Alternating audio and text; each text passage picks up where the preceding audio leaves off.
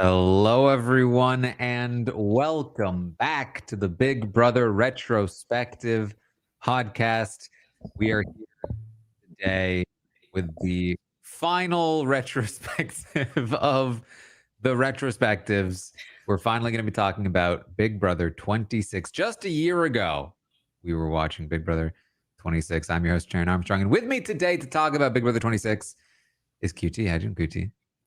I am doing good. Very excited to be here, talk everything BB26. I love talking about Big Brother, so any opportunity I'm really happy about. And I love that you've been doing this series. It's been fun to pop in and watch. I haven't watched all of them, but some of the seasons that I don't really remember and reminiscing over the ones that I really loved. So this has been a fun series. I can't believe you've done 20. Well, I guess after this we'll have done 26 of them, and each one is like 2 hours long. It's insane. Your head must be exploding. Yeah, still not as much as live feed updates, but we'll get there. You're the man for this. Yeah, it is Big Brother 26, just a year ago, a year after Big Brother 25, and I think many people saw Big Brother 25 as perhaps the most broken season of the show when it came to competitions, and there was a lot of hope, I think, that this season of Big Brother would be a shift in the way that production approached the competitions, and to some degree, it seemed like it was.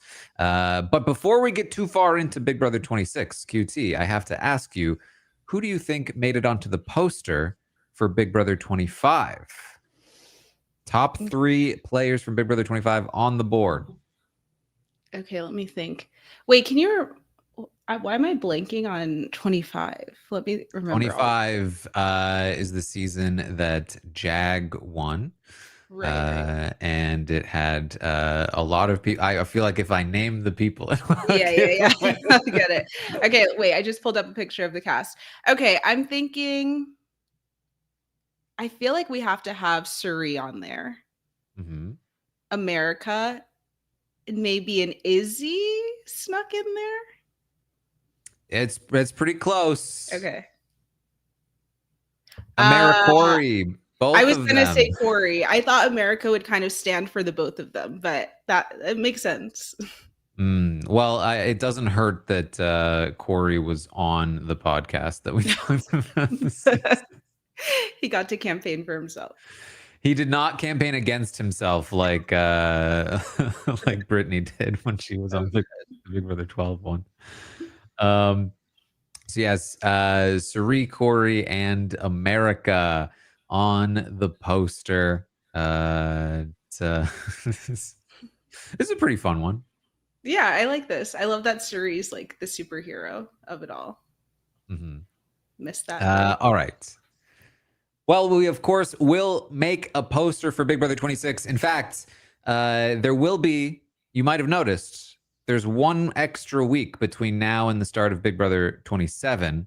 So the plan is that when you go to robswebsite.com/BB retrospective for the survey, there will be a survey for the Big Brother 26 cast. There will also be a question that asks, who are the top 6 players in all of Big Brother to put on? We're going to do one final retrospective of the entire series.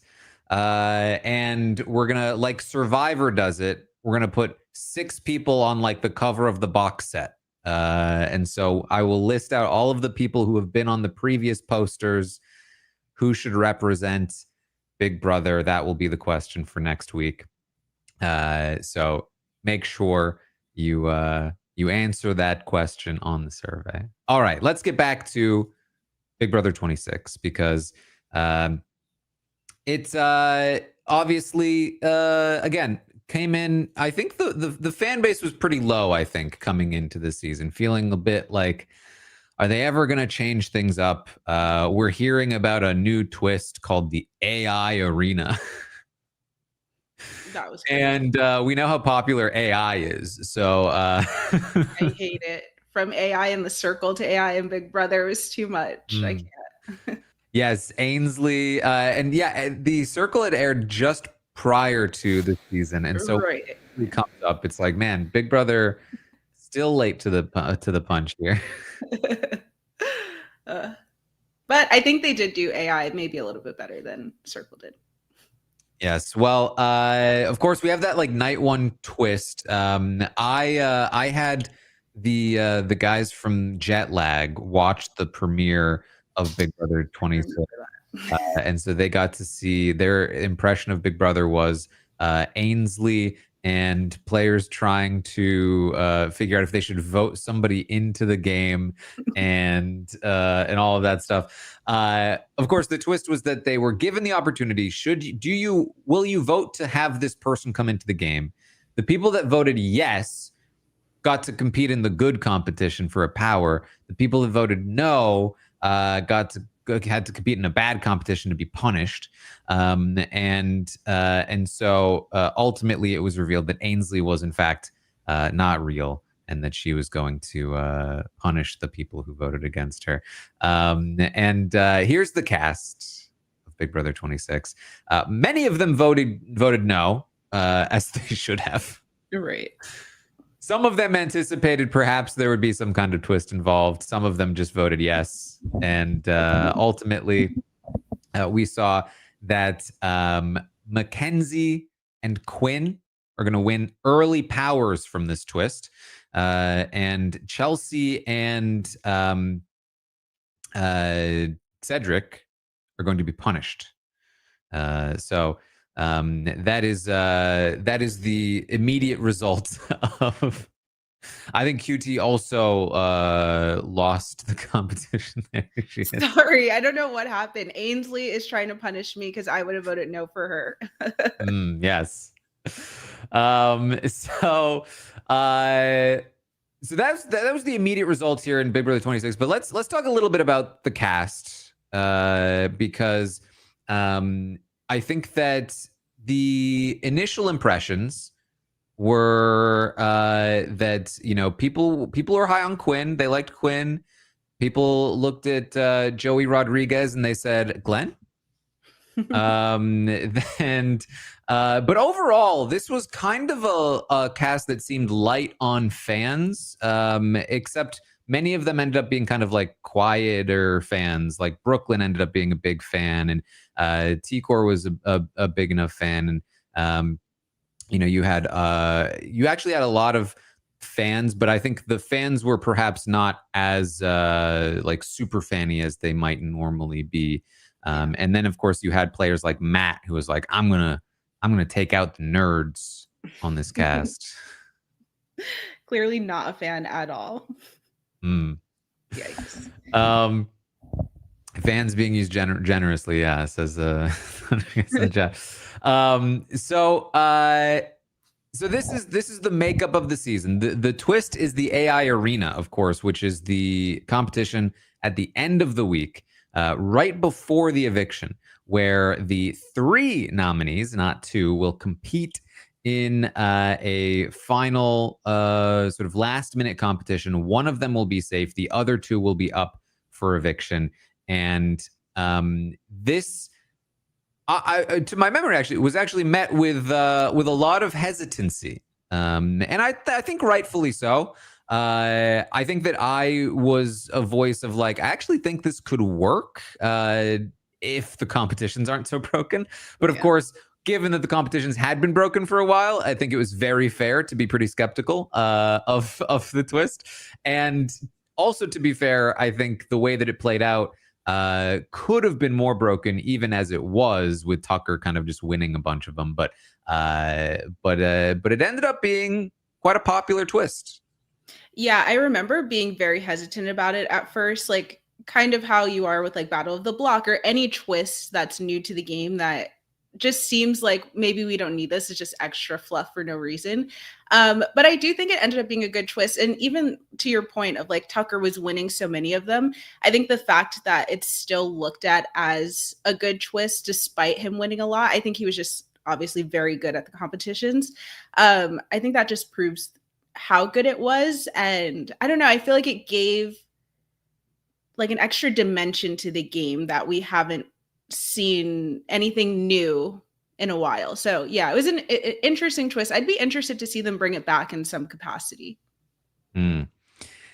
I'm very curious to know if they do. I think that Mhm. they seemed to be happy with the twist. The fans seem to be happy with the twist. So the main thing that the AI arena does is it creates more uncertainty.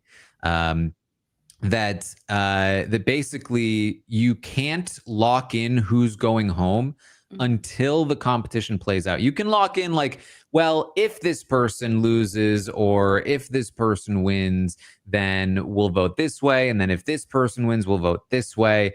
And so what you ended up seeing happen was like vote flips that would happen last minute that were only for certain scenarios, but you'd still have to campaign for each vote scenario. So it was like, well, we'll concede on like, Angela versus Tucker, but we won't concede on Angela versus Lisa.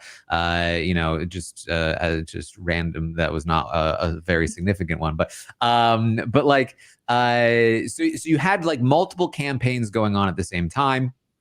And then because you couldn't lock in with a specific outcome, you couldn't as successfully plan for future weeks either. Because for as much as, you would vote out Tucker if he lost, if he wins, he'll still be here. So I need to account for a world where Tucker's still here. Whereas in many other seasons, if Tucker was on the block post veto, you'd go, all right, so who's the next target? Where are we going from here? And we'll just ignore Tucker like he's not a human being anymore because he's already out of the game. And so for those reasons and some others, this turned out to be a pretty successful twist and added a lot to the dynamics of the season. Yeah, I think like with BB25, there was a lot of scrambling naturally with the players all the time. It was always like flipping back and forth of who was getting voted out.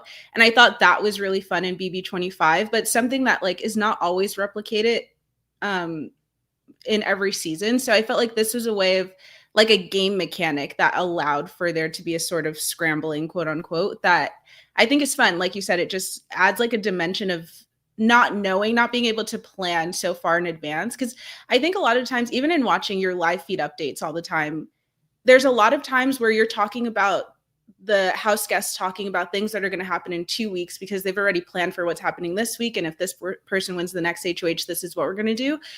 So yeah, I like that it keeps people in the present and it doesn't like become stale because there's always something new that could happen depending on who actually goes home. Yes. Now, that's not to say there aren't some downsides. I think it sort of encourages even more of a perpetual pawn situation. But as we saw initially in the first week, there are a couple of things going for this season. One is that right out of the gate, we had a competition that was easier for any random person to win, and the random person that won this first competition was My girl, Angela Murray. love this woman so much. She becomes our first HOH, and it was very funny. In her pre-season interviews, she was like tearfully explaining how this was an opportunity for her as a mother to like have some time for herself, go on an adventure. It seemed very sweet. She was a fan of the show. And so I don't think anybody expected a lot from her, but I think that the overall view was like, oh, she's going to be kind of like this sweet mom figure in the house. She ends up winning this first HOH. And in the first like night or so, it was like, oh, she's kind of doing a lot, but there's this other guy, Matt, that's also doing a lot, and she's potentially going to be targeting him. So, who knows? Then we head into like the next couple days of feeds, and all of a sudden, it's Crazy Eyes. I think we get some of the best moments of BB26 from week one, Angela's HOH. Just how, I mean, we saw it like it got maybe even worse throughout the season, but she just gets so much. It's like the anxiety like takes over her and she just starts doing like crazy things and she's not afraid to say whatever it comes to mind right away. So Yeah, it was, I think, sometimes frustrating to watch in the moment, especially after like a while. It was like, okay, Angela, like it's a bit too much. But I think we'll look back at it fondly and always remember Angela Murray as like the highlight of BB26, especially in the early days. Yes. So Angela is initially involved in a couple of like big alliances, but the big thing going on here in the first week is that she is being approached from a few different angles. She is going to be somewhat involved in the collective. I believe was the initial grouping that eventually doesn't include her, but but she was very much going to be included by them. She was also like in pretty good with Quinn. They make like a final two early on. He reveals that he won a power to her.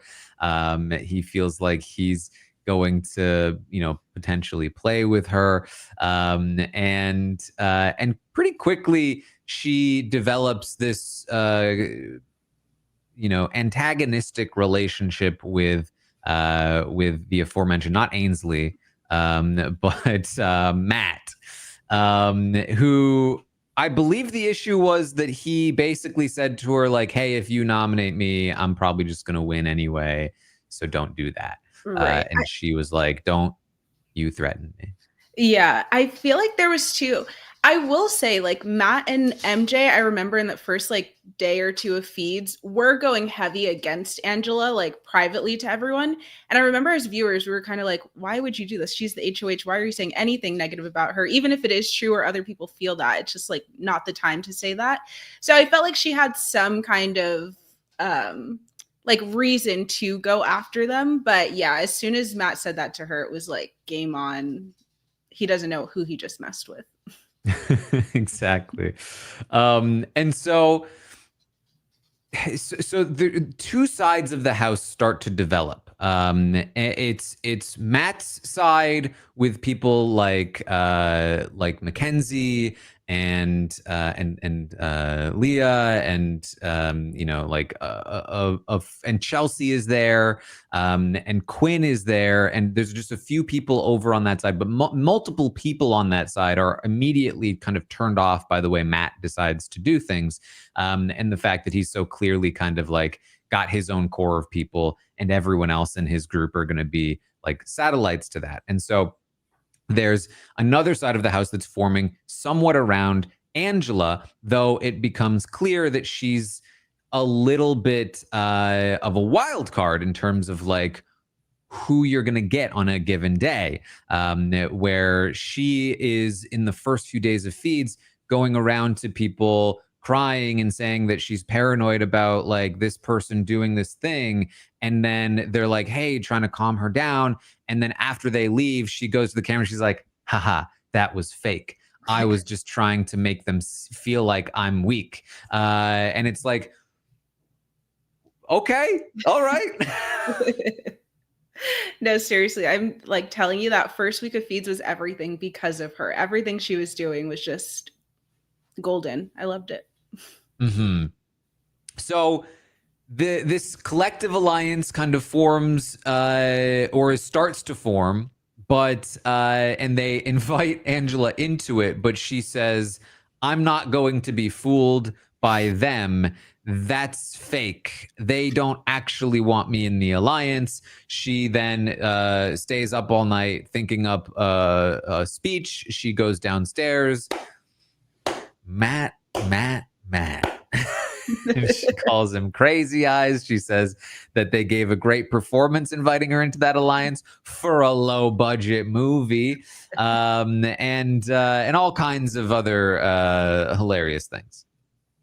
Yeah, so good. I loved that moment. We'll never forget it. We need more people like Angela, I feel like, in the house. I think that's what we always say too, right? Like, or a lot of people say going into a season is like, we want that old school BB where people are not afraid to say what's on their mind and start fights and call people out. So I feel like Angela was that character. And I don't think we see this a lot with the older people in the cast. Usually like the moms and dads are a little bit more subtle, or, you know, like Cliff, where they're like just very nice, everyone likes them, or they go out early. So I thought she brought an interesting change to her archetype. So hopefully we can see more of that with anyone that goes into the house. But I think it just proves that like it could be anyone could be this feisty personality. But yeah, very funny.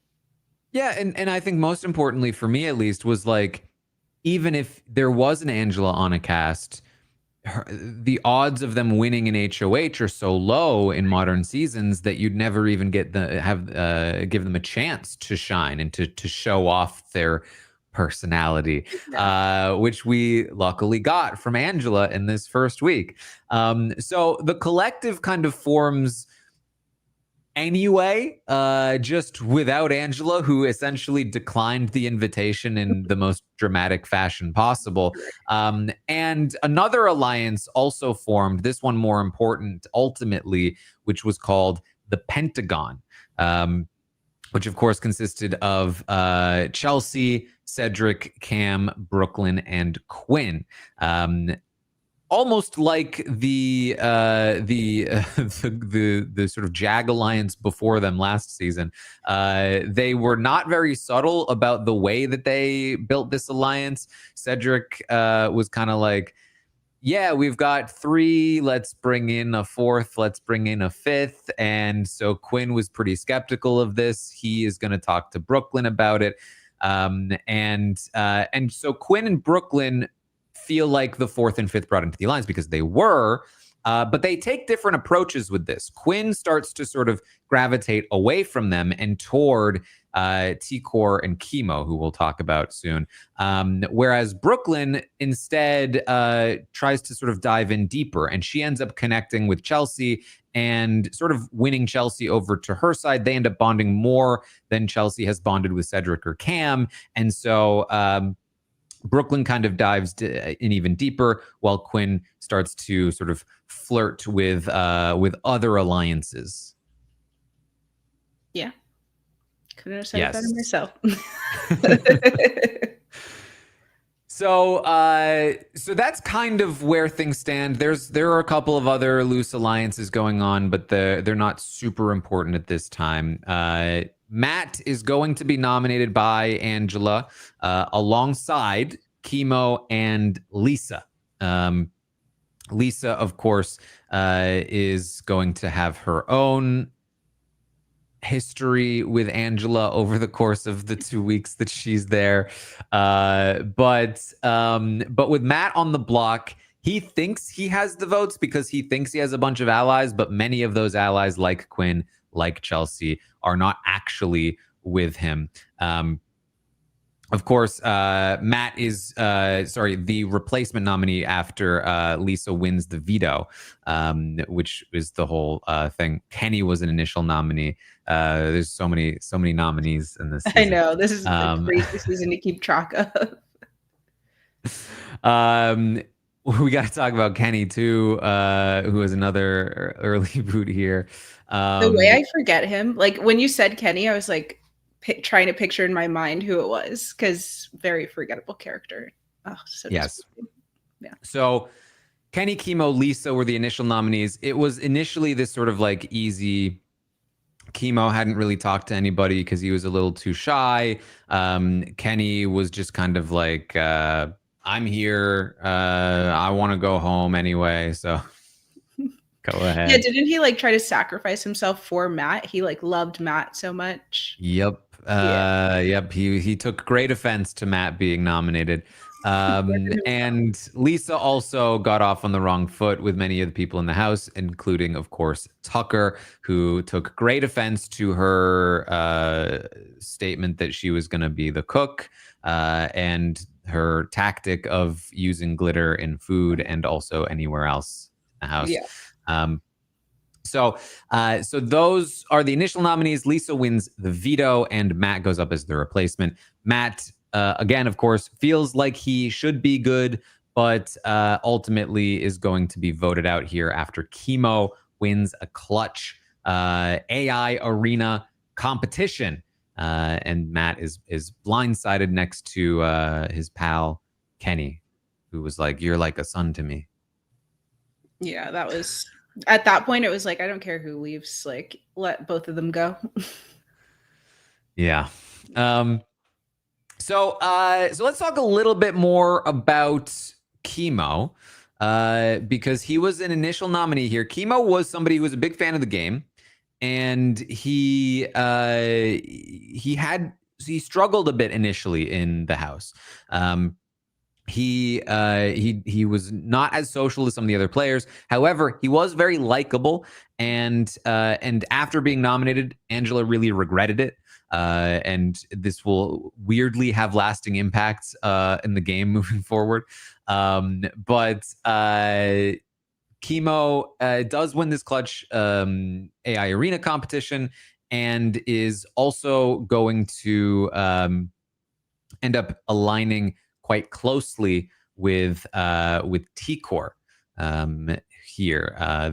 They form a bit of a duo between the two of them as two of the quieter players. T-Core is sort of like Chemo's social position, but on steroids. She is also a bit quiet, but she is even more likable, has even more sway with many of the people in the house, and will become a power player, at least briefly, in the season, especially as Quinn starts to gravitate toward these two.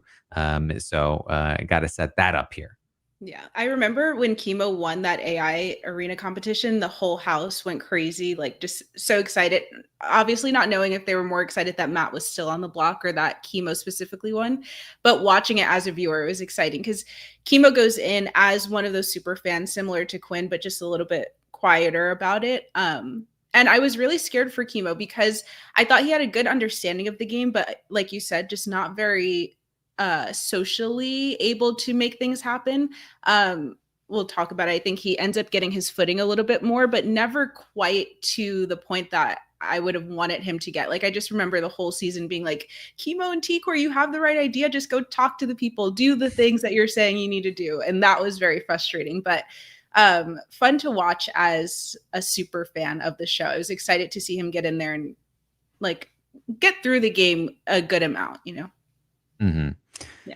So we head into week 2, where Chelsea wins the HOH. Chelsea is one of the better positioned players in the house at this point. She is in with the Pentagon. She's in this collective alliance. She's good with T-Core. And even with like Quinn starting to rat out the Pentagon alliance to T-Core and Chemo, she's going to not be like the main target from that. Cedric and Cam are more so the targets there. There's some drama that's going to start to happen with Leah regarding Cam and Quinn and Joseph. And she is, while she's theoretically part of that, she is not strategically connected to it at this time and is not taking any heat from it. This week is when she's really going to particularly bond with Brooklyn, especially over this Leah drama. And she initially takes a very easy sort of path through this week as the week 2 HOH, doing what Angela didn't. Well, she did what Angela did initially, which is take some very easy, safe nominations. Angela herself, who is now a complete outcast in the house after her wild week 1, she nominates Kenny, who is happy to go up on the block again because he wants to go home. And she nominates Lisa as a potential target and or just pawn, depending on what she ends up deciding to do. But Lisa still has not really made many inroads in the house. And so these are the 3 very obvious nominees to make when there's still so many things that can change your nominees heading into the eviction between the veto and the AI arena. Yeah, I think this HOH was really pivotal too for Chelsea and might help set her up to eventually go on to win because, like you said, Angela's HOH was very chaotic. So I think the first HOH that's not chaotic is the one that kind of sets up the game. And because Chelsea's already in these alliances, Pentagon and what was the other one? Collective, she already has foundations set up, and then this just kind of solidifies them and gives it like a good ground to stand on, because she's able to like uphold her promises to these people. And so I think when someone in your alliance gets one of those first HOHs, it makes it clear to them that like, oh, this is a real alliance that I want to stick with, because this is where the power is. So I think we're able to get that with Chelsea's HOH, and she, I think, kind of sets up the game as more of like a first HOH than Angela did, because that was just so insane and chaotic. And because Chelsea is able to make such easy nominations, it allows her to maybe focus a little bit more on building connections and talking to people instead of figuring out like what nomination she needs to make. Mm-hmm. Yes. So the story for this week, really, from my perspective, was very much like, okay, Chelsea and Brooklyn are really at the heart of everything right now, particularly because of MJ, Mackenzie. MJ and Leah, who are closely associated with Matt the week before, two of the people that had kind of been blindsided by the whole situation that week. They had both been two of the people who were out of the vote. They had voted for Kenny to leave the week before. And so they were two very vulnerable players. And Chelsea was definitely toying with the idea of nominating them because they were on that other side. Mackenzie decides to confess that she has a power to Chelsea, and this helps the two of them bond. And so between Chelsea and Brooklyn, they are now really starting to develop this close relationship with Mackenzie and Leah. And so between those new budding relationships, the Pentagon, the collective, and the targets out in front of her, but with Cedric and Cam, everything's looking pretty good, except for Quinn, who is still dissatisfied with his place in the Pentagon and is continuing to leak more and more information to T-Core and Chemo. And so as that happens, things are starting to develop on the other side of the house, unbeknownst to Chelsea. T-Core, Chemo, and Quinn are going to make their alliance called the Visionaries. They're going to talk about pulling in people like Rubina and Tucker, who at this point are already starting to develop a little bit of a bond, but are Rubina is already closely linked to T-Core and Chemo to begin with, and Chemo really likes Tucker, and so this is in the works seems to be this other big alliance that has all of the information potentially, plus a lot of momentum coming into future weeks, except it never actually happens because they never follow through on their plans. Yeah, and this is what I'm talking about, of like where it starts to get frustrating because they have all the information. They have more information than the other side has about the structures of what's going on in the house. So yeah, they definitely could have done more about it, but that just ends up being the theme of the whole season until they all end up getting evicted, is like there was more you could have done if you just would have used the information that you have. Mm-hmm. So with Lisa on the block and Ken along with Kenny and Angela, Kenny ends up winning the veto, which is very frustrating for most people because he's actively like asking to go home.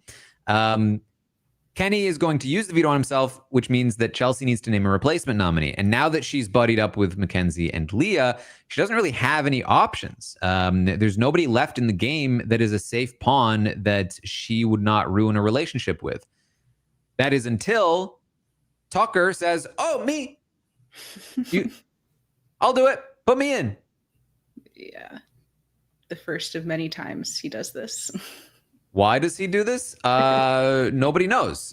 That's just Tucker. There's a little bit of talk from Tucker on the feeds about him kind of wanting to go home also. He's having a bit of a struggle in the house. There was like a full day we didn't see him, right? He was like sleeping or something. Yeah, I remember that. Yes, he also feels comfortable that he can win any given competition that he's thrown into. So there's a bit of that going on.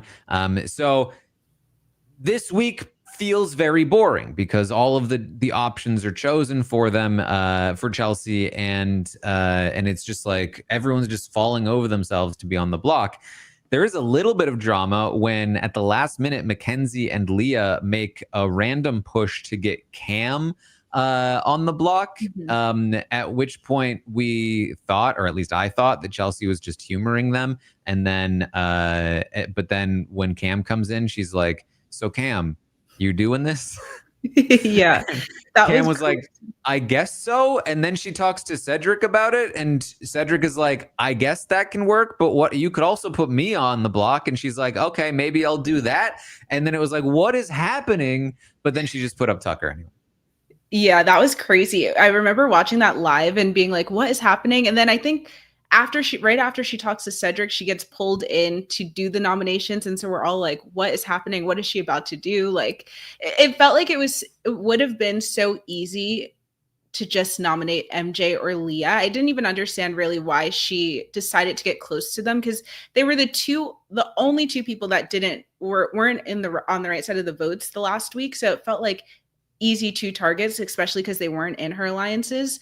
But I don't know. I guess looking back at it, do you feel like it was a mistake for her to kind of align with those two, or do you think she should have put one of them up on the block? No, I mean, the major thing for me in the first portion of the season is that I think the biggest mistake Chelsea makes, maybe even in the entire game, is that she doesn't use that relationship to her advantage.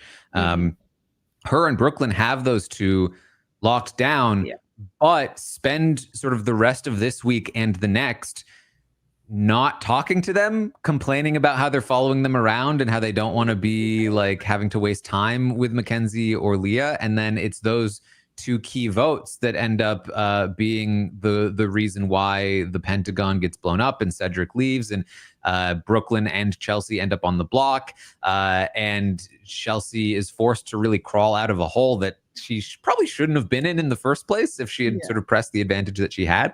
But I guess it's sort of lucky for us that happened, though, because it was more entertaining than if Chelsea had just been in control the whole time.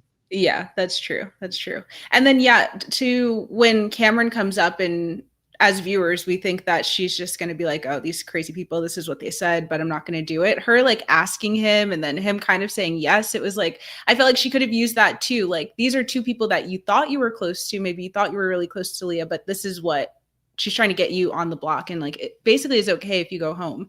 I think she could have used that a little bit more too, but ends up not mattering. She wins. So who am I to say? All right, so Tucker goes up on the block as the replacement, and then goes on to win the AI arena, which leaves Lisa on the block against Angela, at which point they do vote Lisa out. Now, there's some extra drama that happens between Lisa and Angela because they were initially trying to be close. That was one of the like fake conversations that Angela has. But then Angela feels like Lisa betrays her trust, and then they get into a fight, and then it gets very messy. And then, what did she call her? A twit, right? Oh my gosh, yes. Like, what the heck? Angela's vocabulary is insane. Like, words I don't even remember to use, she uses. And she does the walk, and it's a whole thing that I would imagine remains contentious to this day. Yeah, for sure. I'm sure a lot of relationships with Angela remain contentious.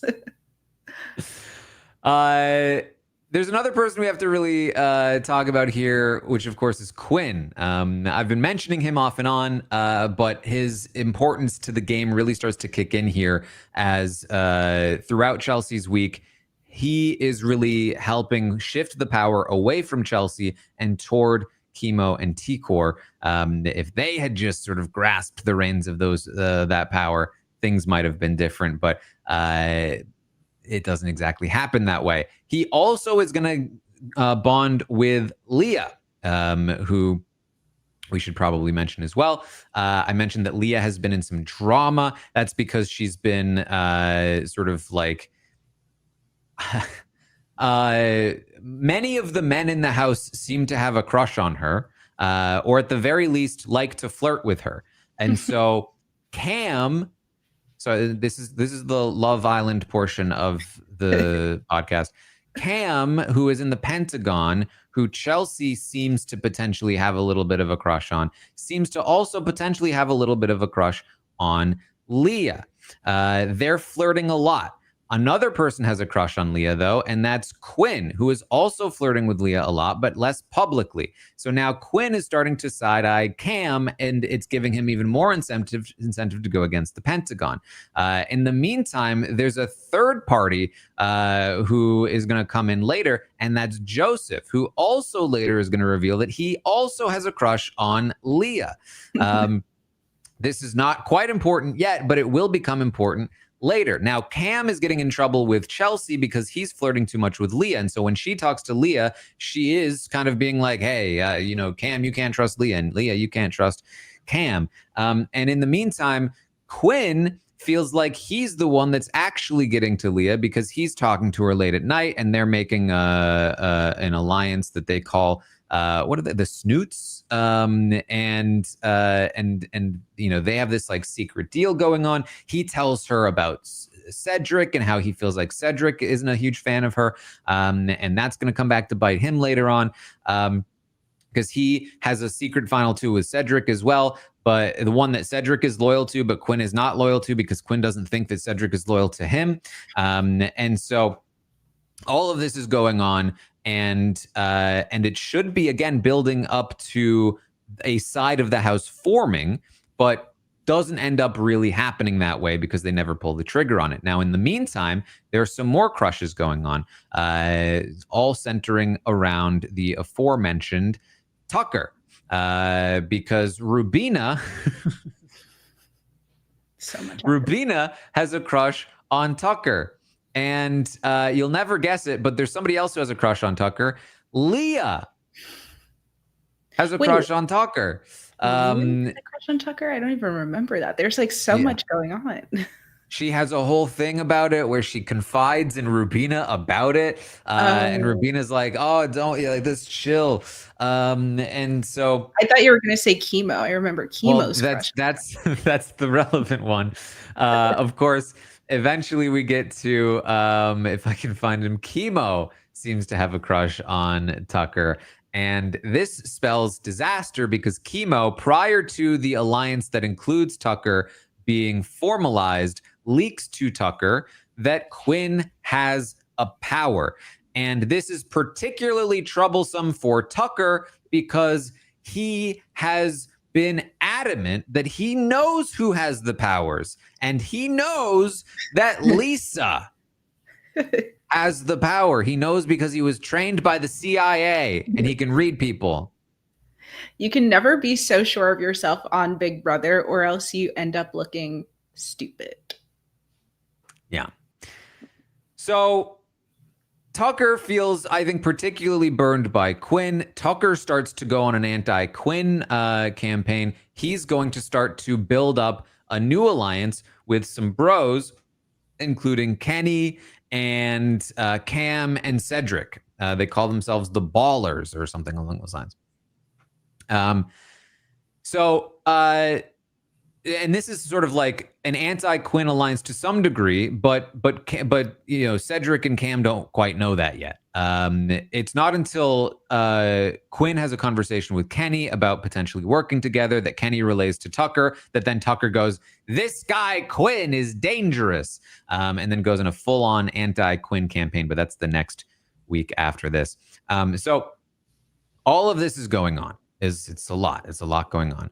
And on top of all of that, there's even more nonsense going on because you might remember there's one other person who also knows about Quinn's power, and I forgot to even mention that Quinn also told Chemo about his power. That's why Chemo knew about the power to tell Tucker. But there's one other person that knows about the power. That is Angela, and the relationship between Quinn and Angela blows up when Quinn lets T-Core know that Angela mentioned that she felt left out by T-Core, and then T-Core talks to Chelsea about it, and Chelsea talks to Angela about it, and then Angela confronts Quinn about it, and it's a whole thing. And now Angela is like the most anti-Quinn person in the universe. Angela is definitely the worst person to know a secret about you in the house, because the second you rub her the wrong way in any capacity, she is just gonna let everybody know about it. So yeah, that was rough for Quinn. These powers were annoying, because even with like the MJ power, it's just like everyone starts to realize who has the powers, and then it makes them less efficient or effective. So ultimately, Lisa is evicted that week, and Cedric wins the following HOH. So this is where things really start to get, like, all of those pieces just collide this week, because Cedric is now in this Ballers alliance with Tucker and Kenny. Tucker knows about the power. Tucker goes on this anti-Quinn kick. He then reveals to Cedric and Cam, hey, Quinn has this power. And they realize, oh, wow, Quinn's been playing us. And so they start to consider going against Quinn. And in the meantime, Cedric has this conversation with Leah, where she reveals also that Quinn has said some things to her about Cedric. And so now Cedric is even more against Quinn, and Leah now hates Quinn and thinks that he's a rat. And Quinn's game is just disintegrating in front of his eyes. But all of this baller stuff and anti-Quinn stuff has been done without the knowledge of Chelsea and Brooklyn, who were kind of just taking a little bit of a back seat and just kind of letting things play out. And while that was happening, of course, all of this stuff was happening that was sort of taking out their seat of power from beneath them. And so Tucker proposes this dramatic plan that he is going to, like, go on the block and win the veto, and then you put up Quinn, and then Quinn goes home, and we take down the power, and all of this stuff. This is the idea. Of course, Angela and Kenny and Tucker are going to be the initial nominees. They're all volunteers at this point. Angela's like, I get it, Cedric, if you have to nominate me. Kenny says, I still want to go home. And Tucker says, throw me up on the block again, coach. I'm ready to party. So those are the initial nominees, but this plan from Tucker is to betray Quinn, or have Cedric betray Quinn. And with this veto win, use it, have Cedric put Quinn on the block, and then, you know, everything will be right in the world. Of course, a key element of this plan is that Tucker does not use the veto on himself because of the AI arena. Tucker wants to use the veto on Angela so that Cedric can put Quinn up in Angela's place, and then Tucker can beat Quinn in the AI arena to ensure that he stays on the block so that they can vote him out at the end of the week. It's a lot.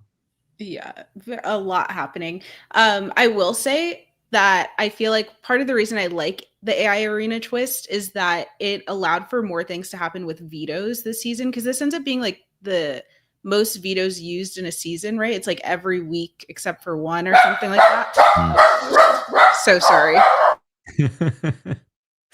The dog is excited about the vetoes. So yes, lots of veto usage and lots of strange veto usage. This is just a wild decision by Tucker, particularly because Tucker presents this plan to Cedric and Cam, who are initially kind of down, but then they talk it over. And the thing that Tucker doesn't know is that Cedric and Cam are still part of the Pentagon. And they discuss, you know what, it's probably not worth going against Quinn quite yet, especially if he has some kind of power. Like, we're just not sure how this is going to go. And they end up having a conversation with Quinn. They talk with Brooklyn and Chelsea, who are of course not down to blow up the Pentagon quite yet. And this means that Cedric decides this is not the time. I don't want to go along with this plan. It is too risky. It doesn't make sense to burn Quinn, especially when he can come right back after us the following week with this really powerful power. So he tries to tell Tucker, hey, plans off. Don't use the veto on Angela. Use the veto on yourself. I don't think it's the right time to take Quinn out. And Tucker, of course, says, sure thing. I will use the veto on Angela, and you're going to put up Quinn. And Cedric's like, that's not what I said. And Tucker's like, yep, no, that's what you said. That's what you said, so that's what I'm going to do. And so he does. He continues to just go through with the plan, either having just like fully blocked out that Cedric told him not to, or ignoring it, or whatever the case is. Tucker decides to use the veto on Angela, and Cedric is forced to then replace Angela with Mackenzie. To some degree burn her power. Mackenzie, of course, has the like America's veto or whatever power, and it means that when she gets nominated, she ends up using the power, and the audience is going to vote for who the replacement is going to be. At this point, the audience is fairly anti-Quinn after the whole Angela versus Quinn situation, and his sort of like seeming arrogance in the diary room. Also, I would say even more than that, it's that it was Tucker's failed plan, and Tucker basically challenges the audience at the end of the episode prior to the vote to be like, well, Cedric didn't have the balls to put Quinn on the block. America. And so America follows through on Tucker's failed plan and gets Quinn put up on the block. Yes. I'm so sorry. My dog was barking so much that I don't even know what happened, but I'm back in it. But yeah, I thought it was an interesting like shift in time where, like you said in the beginning, everyone loved Quinn so much, and then there was just this complete 360 or 180 switch on him where the audience started to want him out. But I don't know. I always enjoyed that Quinn was just like a gamer willing to do stuff. I mean, he did make some mistakes, but I don't know. He was a fun character to watch. Yes, he is forced to do a lot of damage control here as he has to reveal his power. Luckily for him, his power is incredibly powerful, and it basically means that he is the de facto HOH the next week. And so in some ways, that incentivizes you to vote him out before he can use that power. But in other ways, it could incentivize you to keep him around because he's guaranteed safety for you if he sticks around, which is how Cedric felt that week. That didn't go super well for Cedric, but so it's Quinn on the block with Tucker and Kenny. Tucker wins the AI arena again, but the house is not down for the plan. They all vote out Kenny, except for Tucker, who votes out Quinn. Crazy. Well, at least we got Kenny gone in this week. It was about time. There was like 1 second where Kenny wanted to stay, and then it just completely shifted. I think it was the week before when he got the veto. He was like, okay, I can like see myself doing something. And then it was just a constant back and forth with Kenny. Yeah. It was so bad. Very unfortunate. But things get interesting after this.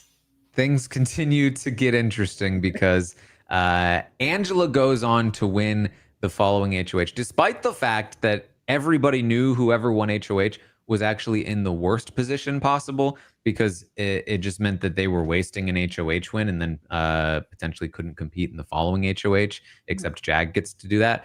But that's because Jag's special. So I believe Angela did end up competing in the following HOH, though, because she was actually dethroned. But Angela is essentially safe from Quinn's now HOH reign as the like what was this called, like the It was like no, it's not secret. It was what was it called? It was like Deep the fake. deep fake. Yeah, Right. deep fake. Right, because the whole idea was that it was going to be a secret. Yeah, right. And that he was gonna then have like fake versions of people in the hologram thing. Yeah. Yeah, And they ended yeah. up still doing that, right? I mean, I guess they had to. It was like part of They the didn't whole thing. even. Yeah, they didn't even. He had like a whole thing planned where he told jokes from every person, and then they didn't even show it Oh because it gosh. was just not what they Right. had planned. Um, Quinn, of course, is going to target Tucker. He puts Tucker on the block next to Mackenzie, who is now powerless and an easy pawn. And the other pawn should theoretically be Leah at this point, because Leah has spent the last week and a half now just dogging Quinn's name to his allies, who could let him know that. He has a very awkward conversation with her where he picks up vibes that things are wrong, but still thinks that they're probably fine. Instead, he is going to nominate Cedric as a volunteer pawn. He does check in with the rest of the Pentagon, and they all agree, Chelsea, Cam, Cedric, Brooklyn, all included, that's a fine idea. Go ahead, put up Cedric. Now, Quinn is going to have quite a series of HOHs. This first one is actually not that bad, considering it does sort of like a lot of what he needed to have done, just not super intentionally. But this is the beginning of Quinn sort of just accidentally doing things. Some of them good, some of them very bad. This one was actually kind of good for his game, just not in the way that it happened. The other one, we'll talk about it. So Cedric on the block against Mackenzie and Tucker. Tucker, of course, wins the veto. This time is going to use it on himself. And that means that Quinn has to name a replacement nominee. And in his mind, it only makes sense to put up Rubina as the replacement because at this point, Tucker and Rubina are getting even closer. They're like in sort of, are they a couple? Are they not a couple? It's not like 100% sure, I think, at this point, but I think that they had probably made out by now. And so Rubina makes sense. This is going to haunt Quinn a bit because he then feels he's not going to be able to trust Rubina in the future when maybe he could have, and so on and so forth. But with Cedric, Mackenzie, and Rubina on the block, things got complicated because I've mentioned Quinn has been working with T-Core and Chemo. He has told them about the Pentagon. He has given them, he has told them about his power prior to anybody else knowing, or at least prior to, he told Chemo prior to anybody else knowing. He very much wants to work with them. He's been trying to build alliances with them, but they did not want Rubina on the block. They feel close to Rubina. Rubina is one of their friends. And so they really wanted Leah on the block. Leah is not working with them. Leah is anti-Quinn. It just makes sense for Leah to be the replacement for Quinn instead of Rubina. And they have all these arguments as to why it should happen, why it makes sense. And they say, we should really talk to Quinn about this tomorrow. Procrastinating, like, do things now. We need to get things done. Yeah. And so they continue to put it off. They have like a couple of brief conversations where they're like, Rubina? Really? He's like, yeah, it's got to be Rubina. And they're like, okay. Yeah, it was so frustrating to watch. I mean, they end up doing something this week, but yeah, this part was hard to see. Right. And so when Quinn ends up putting Rubina on the block, they're like, damn, we knew we couldn't trust Quinn. And now we've got to do something about this. Yeah. Should we do something about this? Let's talk to some people about it. Yeah. Because basically the plan at this point is that Mackenzie is the target. If Mackenzie is against Cedric, Mackenzie goes home. If Mackenzie is against Rubina, Mackenzie goes home. But if Mackenzie wins the AI arena and it's Cedric against Rubina, Rubina is slated to leave because the Pentagon, the collective, everyone is on board to keep Cedric around. He was only ever supposed to be a pawn. Now, T-Core doesn't want Cedric to leave either. She likes Cedric. She's very frustrated with Quinn and his nominations, despite not really giving any input into them and being one of his closest allies. Yeah. So she's between a rock and a hard place if Mackenzie wins this AI arena. And so they kind of keep putting it off, like, oh, let's wait around and see, like, what if she doesn't win? There's all this stuff. Eventually, they realize we have to consider the fact that Mackenzie might win this, and if that happens, we need to flip the vote against Cedric to keep Rubina around. And so they make a last-minute push to flip this vote, and they pull in the likes of Leah. To keep Mackenzie around, or not to keep Mackenzie around, but to go against Cedric, and of Tucker, of course, who wants to keep Rubina, and they even pull in Joseph, who has now been told. We haven't talked a lot about Joseph yet, but let me just. I think it's important to explain what happens here because they need these votes. They get Leah because Leah has now been told by them and some others, like, hey, you know, you kind of thought that you were with Chelsea and Brooklyn, but they've just been smack talking you this whole time. And they've been smack talking Mackenzie this whole time. And Leah's like, well, what the hell? And they let them know, like, yeah, they have like this whole power structure that you're not a part of, and all this stuff. So Leah's on board. Leah's like, all right, let's take down Cedric. Let's blow up the house. And then there's Joseph. Joseph feels that he is the architect of the big collective alliance. He feels like he's been running the game. He thinks that his main contention is Chelsea. Why is Chelsea even in this alliance, he feels? She wasn't even supposed to be here.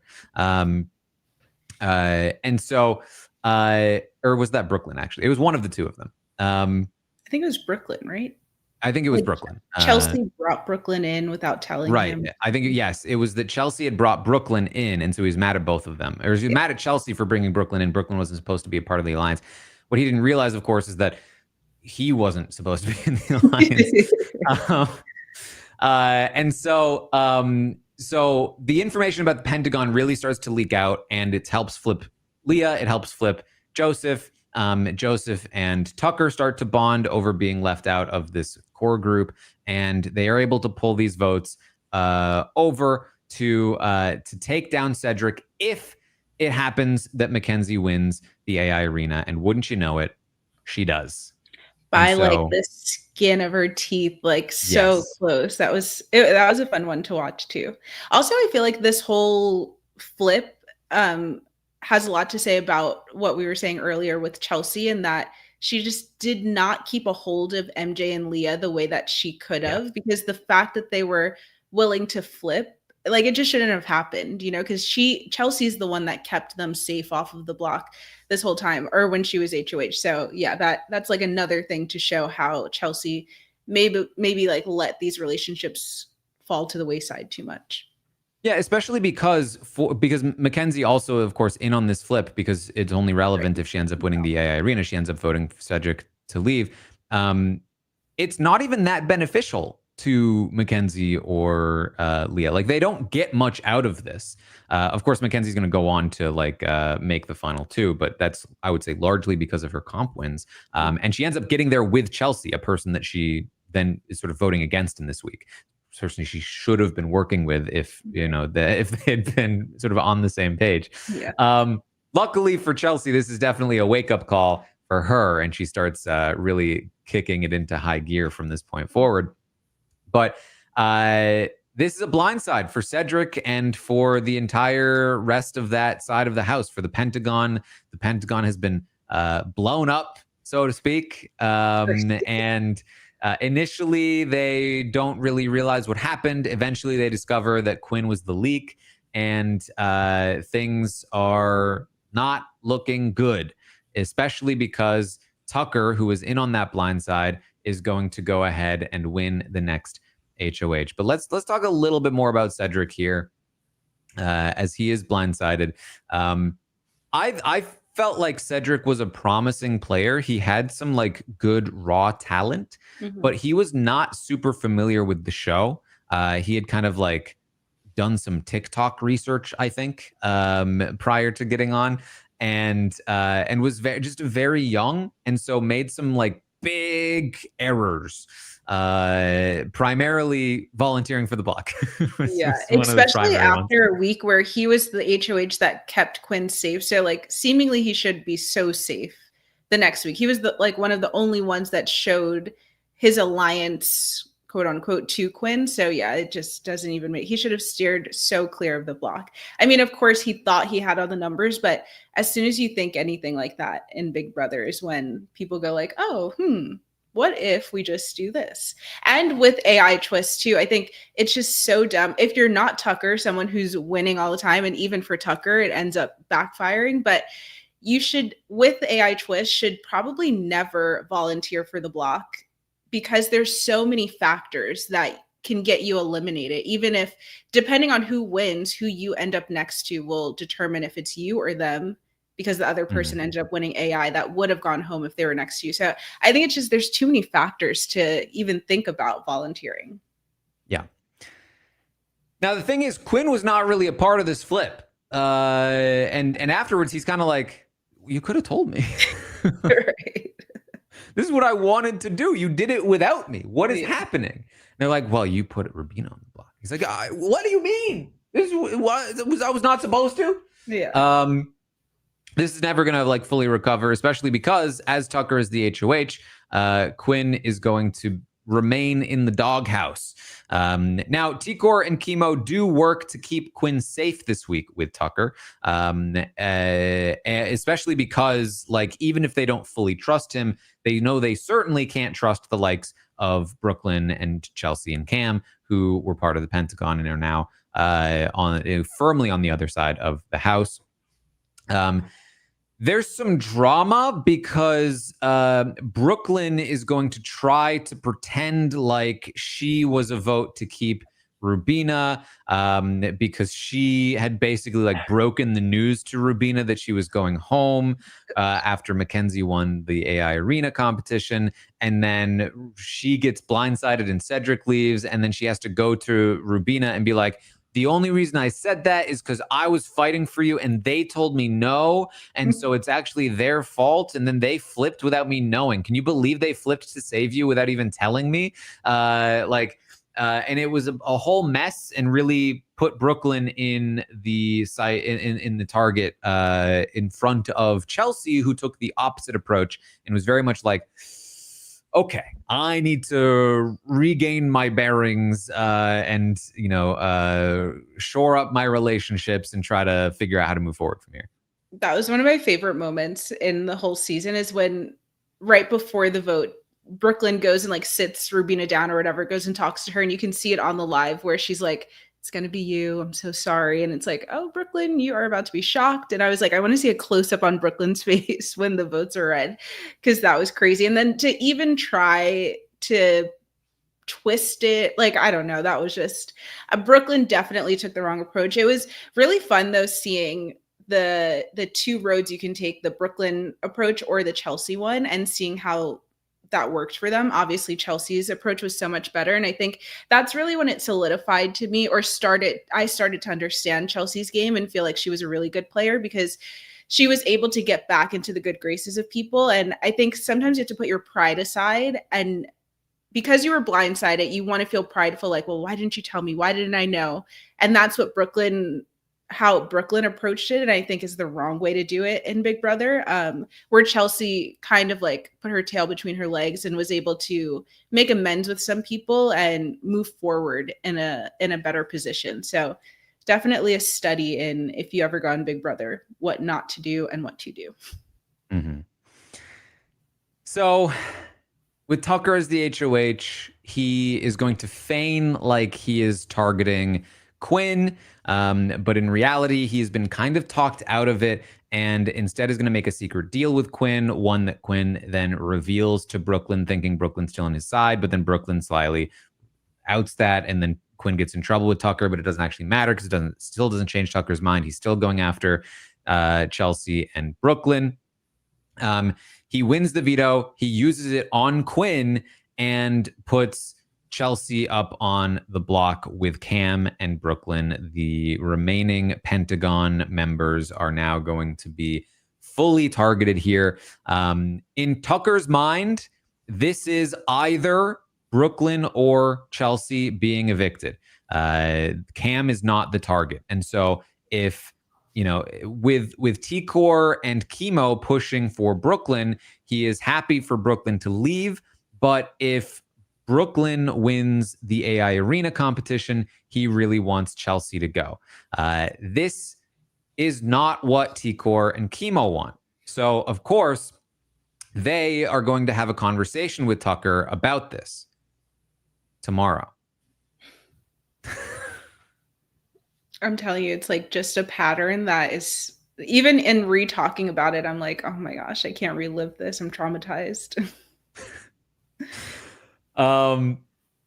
This is a wild series of events, just with nothing really coming of it. But like, they keep trying to talk to Tucker and then immediately backing down, and it gets to the point where Chemo and Rubina are like frustrated with Tikra. They're like, every time you talk to him, you're like, whatever you want, and then as soon as he leaves the room, you're like, I hate him. He needs to go.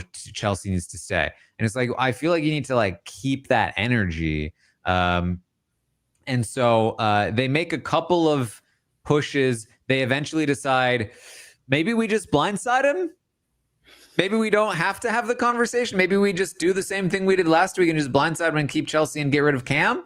And that is tentatively the plan going into the eviction, but none of it ends up mattering because Chelsea ends up winning the AI Arena competition, leaving Cam and Brooklyn on the block, and Brooklyn is safely evicted.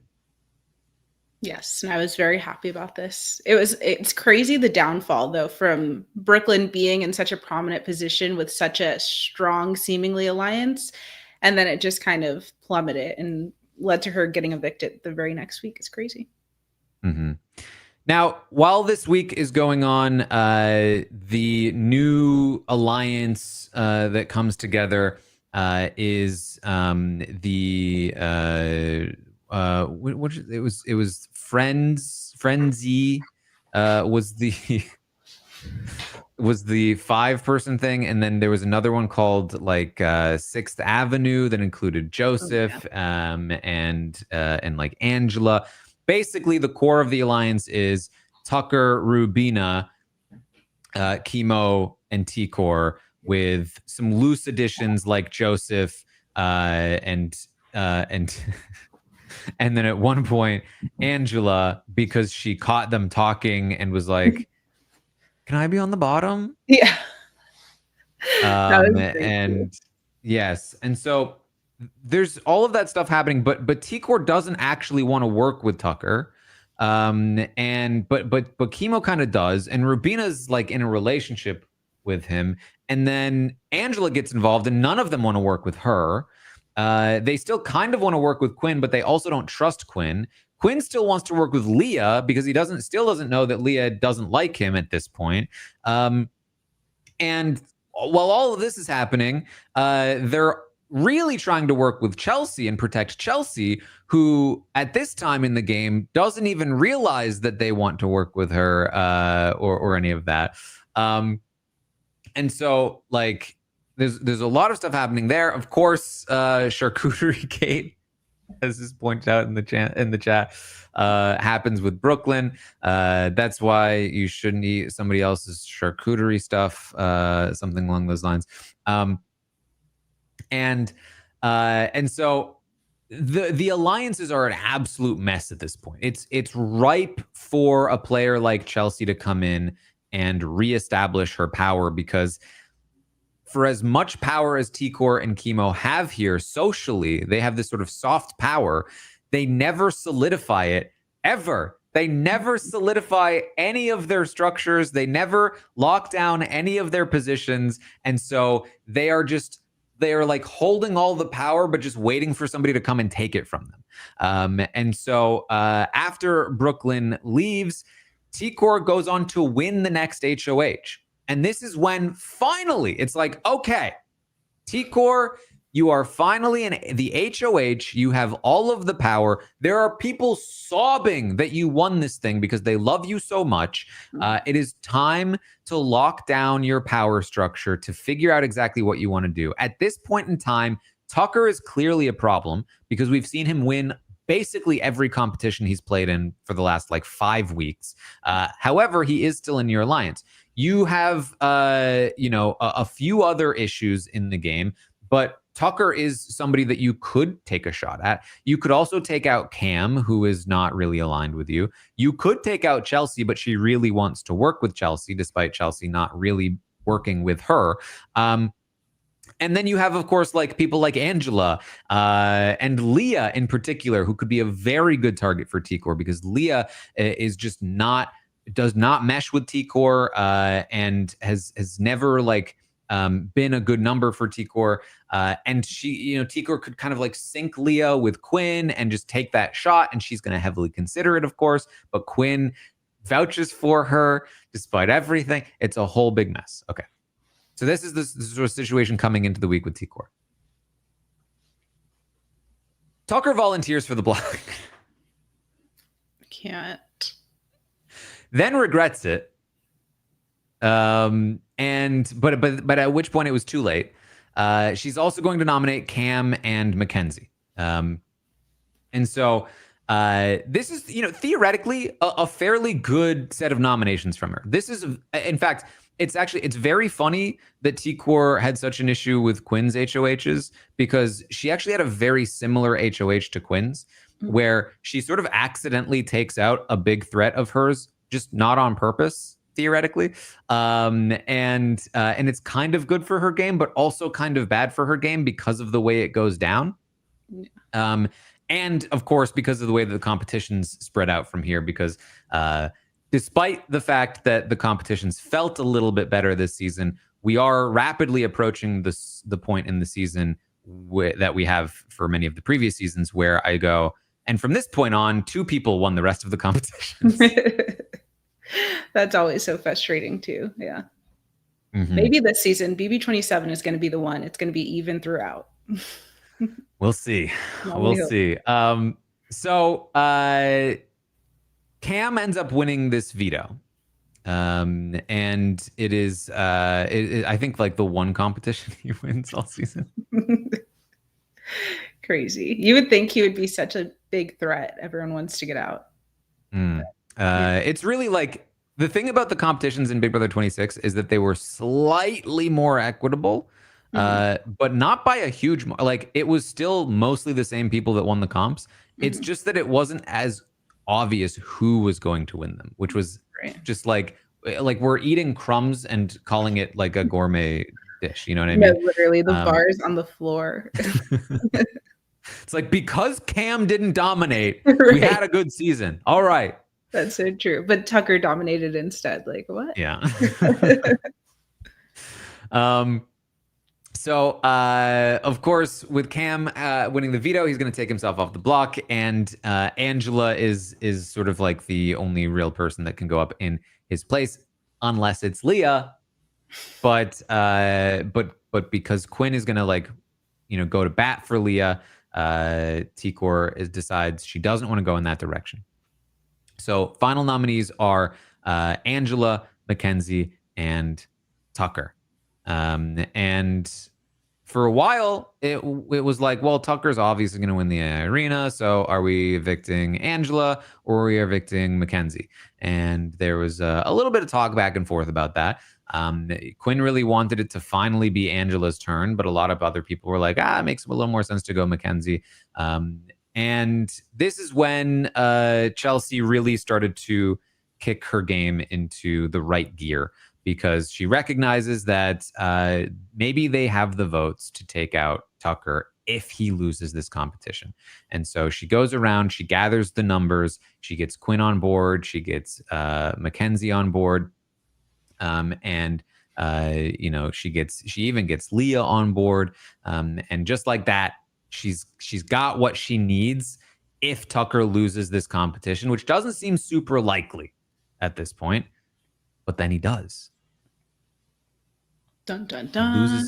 He loses the AI. He sort of misunderstands how to put the puzzle together, and just like that, Tucker has to face a vote, and it's a vote that was just recently flipped against him in the event that he lost this competition. And just like that, Tucker has been evicted from the game, and fans everywhere are in tears. Dr. Will is even mad about this. It's a whole thing. Yeah, it's crazy. The fanfare around Tucker was wild. I never understood it, but go off, King. And this is huge, right? Like, this is, again, it's such a strange season because this was not a bad result on paper for T-Core.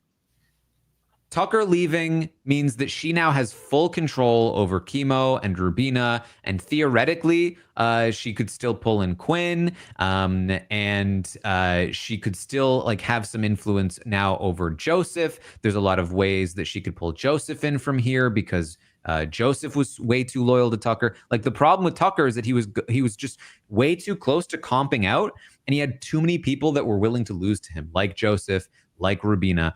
We haven't talked a lot about Tucker and Joseph. They make an alliance that they called the Critics, I think it was. And Joseph talks about how he wants to bring Tucker to the final two because he thinks he can beat him and stuff like that. And so like, that's becoming a whole thing. And so Tucker kind of needed to go for T-Core. But again, the way that it happens leads to a bad situation, because now this group has formed to take down Tucker that does not include T-Core, and this group is ripe for actually solidifying the power that they just created. Which is so crazy to me, because for weeks, not even weeks, however long it was, T-Core was like the main person feeling like Tucker needs to go. So it's 100%. She should have been leading the charge on getting Tucker out, especially on her HOH. And yeah, she could have been a part of that power structure to do it. But I guess she just doesn't realize that people want to do it. I don't know, but she had made a very good case on why it should happen. She just never followed through on making it happen. I mean, there was reason to believe that she like kind of wanted it to happen, but didn't want to be a part of it. But like, the way that it goes down just isn't good for her. Yeah. Because now when Quinn wins this next HOH, instead of being lockstep with T-Core and Chemo, he feels like, I kind of want to work with the people I just voted Tucker out with. Tucker's been gunning for me for weeks. And the people that finally had my back to protect me and to like take down Tucker were not the people I thought I was working with. Those people, T-Core and Chemo, they have been leaving me in the dark time and time again, not talking to me about what they want, then being mad at me for doing a thing that I didn't even know they didn't want me to do. And so I want to work with this new group. Now, Quinn does make some initial movement toward trying to lock in Mackenzie. He wants to, like, again, create this group of the people that voted for Tucker to leave. But there's a problem. One is that Chelsea is going to just be more active in terms of winning Mackenzie over. Chelsea's going to win that battle. She had a big head start because she had that initial connection to Chelsea, or to Mackenzie early on in the game. Leah is never going to be the like partner that Quinn wants for him in this game. He can work with Joseph, but at this point, the challengers situation between him, Joseph, and Leah is reaching its peak, and there's like this strange rivalry happening between the two of them. They're arm wrestling and like getting into fights and talking about like who's Leah gonna choose, not talking about it, but kind of like that vibe exists. Yeah. And so Quinn is kind of distracted by all of this, and decides to go fully in on basically siding with this new group and putting up Angela, Chemo, and Rubina. Rubina once again, Chemo this time because he feels really let down by Chemo. This is like after all of this, it still kind of comes down to like, dude, I've been trying to work with you for so long, and you're the reason Tucker was after me in the first place because you told him about my power. Of course, this is the final straw for T-Core and Chemo and them, who are like, well, screw him then. He chose the other side. And this week is what's going to fully spell disaster for Quinn's game for many reasons. It starts here and it gets way worse. Snowballs. From the veto to the vote, everything. Yeah. Quinn really does not want to nominate T-Core because he really loves T-Core and he doesn't want to nominate T-Core. Doesn't matter that he nominated her two closest allies. He wants to keep T-Core off the block. And so luckily he's got some options. He throws Angela, Chemo, and Rubina on the block. Then Leah wins the veto. Why is this a problem, you might ask? She loves what is Leah? What kind of interest does Leah have in any of this?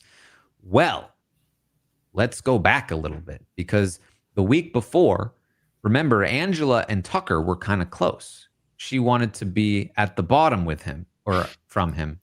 That sounds so crazy.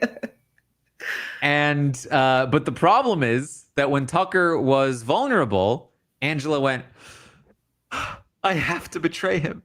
We have to do it. And it became a whole thing. And the person that she ended up kind of like with after that was Leah. They bonded. They'd had a little bit of a bond since the very beginning, but this was now sort of like the thing that fully locked them in together was working together, voting out Tucker or like being in a position to vote out Tucker. And they have this alliance they call the Lorraines. And so Leah is kind of feeling like, I don't want Angela to go.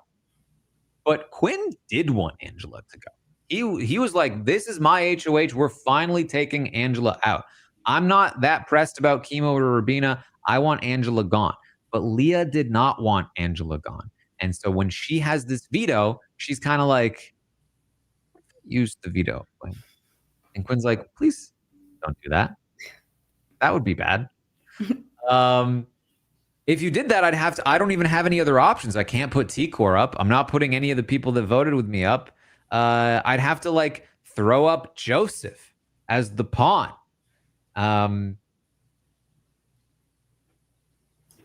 Why? Because he had to. It was his only option. Like, what is happening? But this, I mean, it just goes to show how good of a position T-Core is in, but is not able to do much with it. The fact that Quinn feels like T-Core is not an option, but Joseph is, like, in what world? The fact that this is even happening is crazy. Like, that Leah's even planning to use the veto on Angela, like, blew my mind. But there's other things that could happen in response to that doesn't. I mean, Joseph is like the person that's okay with it. So, the most, right? The Quinn feels like I could put Joseph up and I'm not going to like betray this new group that I'm making. I'm not going to betray T-Core.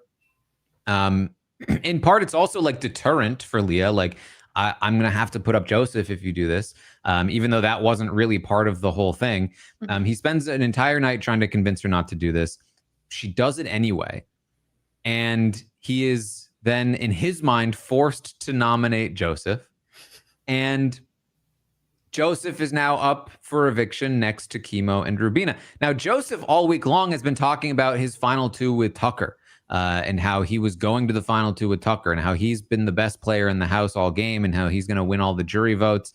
And he's really starting to rub people the wrong way, especially Chelsea, who feels like particularly slighted by some of the things that Joseph is saying. And so Chelsea helps organize, or not organize, but helps sort of like kickstart a campaign against Joseph, potentially. There's a push in that direction because T-Core obviously would prefer to keep both Chemo and Rubina, so T-Core really wants Joseph gone. But Leah wants Joseph to stay. Joseph is one of her numbers at this point. Angela is on board with Leah. She loves Chemo, but she's willing to go with the way that Leah wants her to because she used the veto on her. And even which leaves Cam, Mackenzie, and Chelsea. All of a sudden, this trio is in charge of this vote. And they become a de facto trio in part because of this. Because Chelsea and Cam have been working together ever since the Pentagon days. Chelsea has really started to try to bond with Mackenzie. And another part of this is that Cam and Mackenzie are starting to bond quite a bit this week. And so the three of them come together. They're kind of in charge of this vote. And Cam's like, I honestly don't care either way. Just let me know what you guys are going to do, and I'll go in that direction. Chelsea and Mackenzie are back and forth about which way they want to go. Joseph is annoying, and they kind of want him gone, but Chemo is part of a trio, and that is kind of dangerous for them. So, maybe we do want Chemo gone. Maybe we'd want Rubina gone. It just kind of depends. And so this vote is supposed to be for Chemo or Rubina over Joseph. Rubina wins the AI arena, leaving Joseph and Chemo on the block.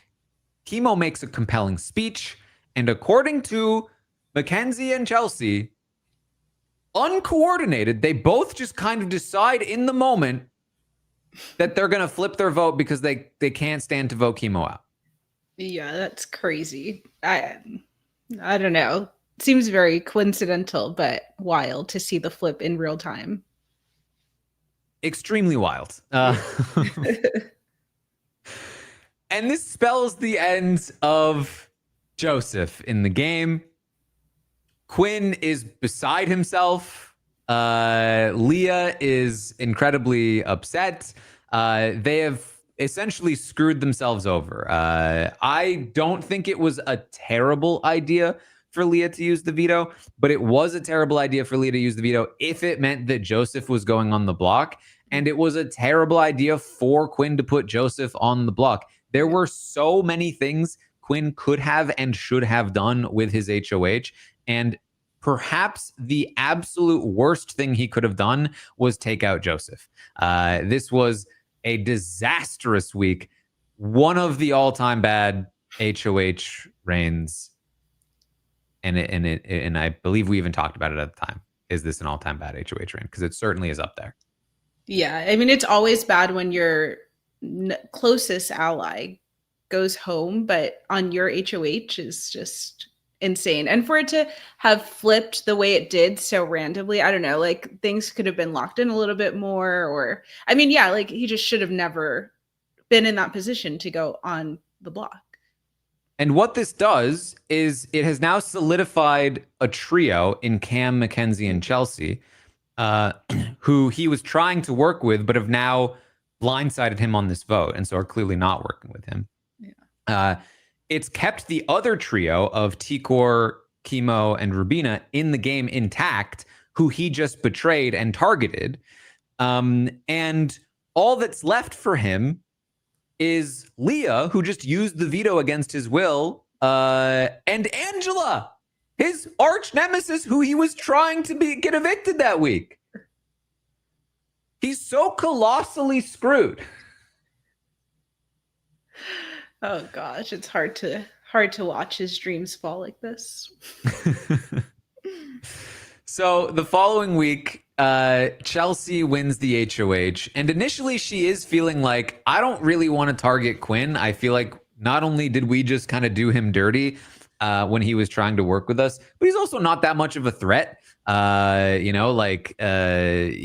really doesn't have that many other people. Even Leah doesn't really like him. As long as he's, not still lockstep with Leah, we can certainly work with Quinn. But Quinn would not give up on Leah. And why should he? Yeah. So this week, is still a bit messy, but most of it comes from a single kind of like incident that spirals out of control. Angela and Chemo are the initial nominees. Mackenzie wins the veto. Now, the initial idea was to backdoor Leah. Because Leah is the bigger problem. Leah and Angela are in lockstep. Leah is the one that won that veto, the one that used the veto. She's just a problem. And if they take out Leah, then they can fully work with Quinn, right? Because now Quinn's like he tried to work with them before. Yeah, they screwed him over, but it's not like he can work with T-Core and them, right? So take out Leah, it makes a lot of sense. But the problem is that every time they try to talk to Quinn about working together, he goes, yeah, we should work together. I agree. Let's get Leah in the room. I'm like, no, that's not her. Yeah. And so after a wild veto competition where it fully sort of like symbolized the entire season in a single competition, which is that they all lost except for Mackenzie because they all answered the OTEV question wrong. Mackenzie now holds the veto, and Angela tries to make a last minute like, I'm gonna throw Leah under the bus because I feel like Leah is distancing herself from me. And then as Angela's throwing Leah under the bus, in an attempt to try to kind of throw like both her and Quinn under the bus, it's sort of reminding Chelsea and Mackenzie and Cam like, well, you know, if Quinn isn't gonna ditch Leah and Angela is still a mess, like maybe Quinn is the bigger threat here. And so sort of inadvertently, the target shifts to Quinn, and Mackenzie's going to use the veto on Angela to put Quinn up on the block next to Chemo, at which point they, of course, are going to send Quinn home. Crazy Hail Mary for Angela, but it worked this week, I guess. But still so like, oh my gosh.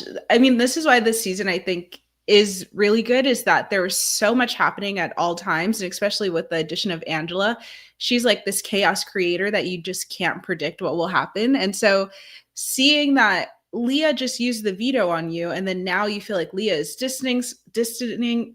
How do you say the word? Distancing herself from you. Like, I don't know. It's just so crazy. She did like the ultimate thing by saving you, and then now you turn your back on her. Angela was a wild card, but fun to watch, I think. Yes. So there's a very important conversation that happens between Chelsea and Leah. Leah is initially feeling very burned by Chelsea, but they have a little bit of a tentative talk before Chelsea's HOH runs out, which brings us into the following week where they go outside because it's Janky week. Gosh. So to be very honest, a lot of people might know I'm on the next season of Perfect Match, and we went to film during this week of Janky Week. So there's a few weeks here where I tried to keep up as much as I could, but obviously wasn't like as into the live feeds as normally. So if I don't know everything about these coming weeks, that's why. But Janky Week was a crazy one. This is like as I was leaving to go film, this all happens. You didn't miss that much. This is the season is about to end. No, seriously. As I was talking to my mom every day while I was filming, and I trying to get updates from her, and she's like, "This is just crazy ridiculousness. I don't even know what's happening." So, yeah, hopefully didn't miss too much. Wildly, like the exact competition outcome that was needed to keep the season alive happens. In an endurance competition outside, Leah wins the HOH. And she is the only person that recognizes that the only way forward is to straight up target T-Core and Chelsea, who are the two sort of figureheads of the house right now, the two people who are in charge of their trios. And by nominating the both of them, it will set the respective groups to go to war with each other, leaving her and Angela in the middle to choose the winner and move forward from there.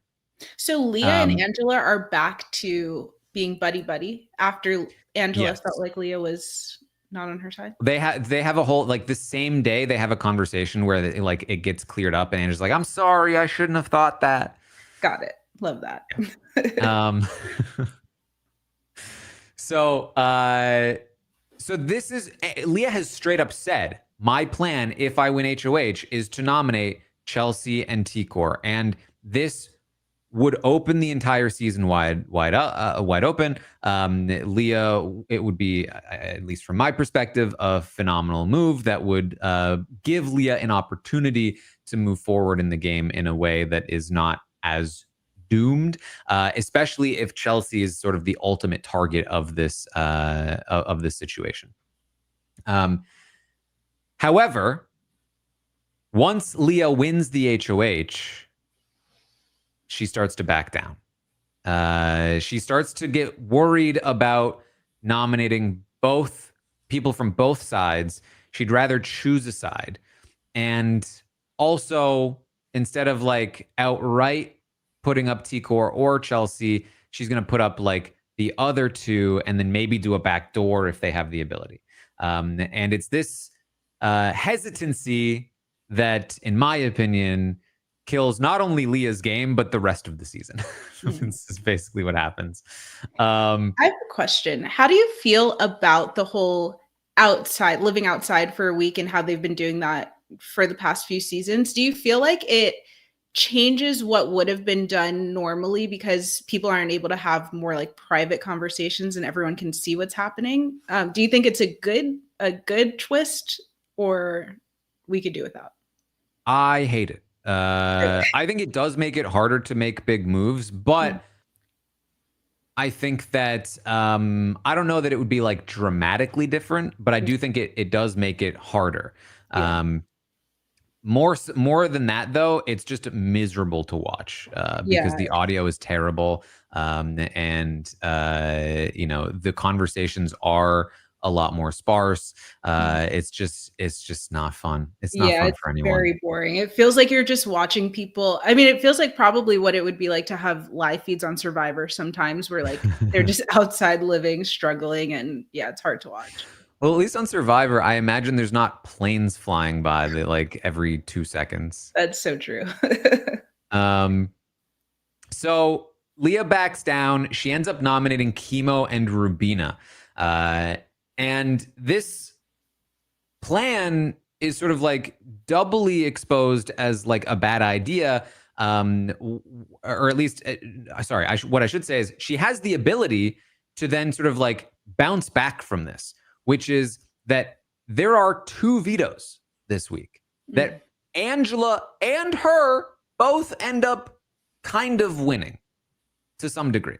It doesn't like exactly work this way because of like the way that it plays out. It's like a weird twist where she has to like do a thing and then she like doesn't do the thing. But theoretically, there's a chance that both her and Angela could have vetoes and she could completely reverse the situation that she's done, have Angela use one, she uses the other, put T-Core and Chelsea on the block, and then take Chelsea out of the game, just straight up. Once again, though, she doesn't do it. Angela uses the veto on Chemo. She wants to use the veto on Chemo.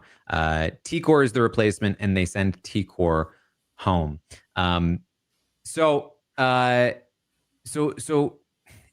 there's a couple of reasons for why this happens. One is the conversation that Chelsea has with Leah the week before, where she kind of like softened that relationship a little bit.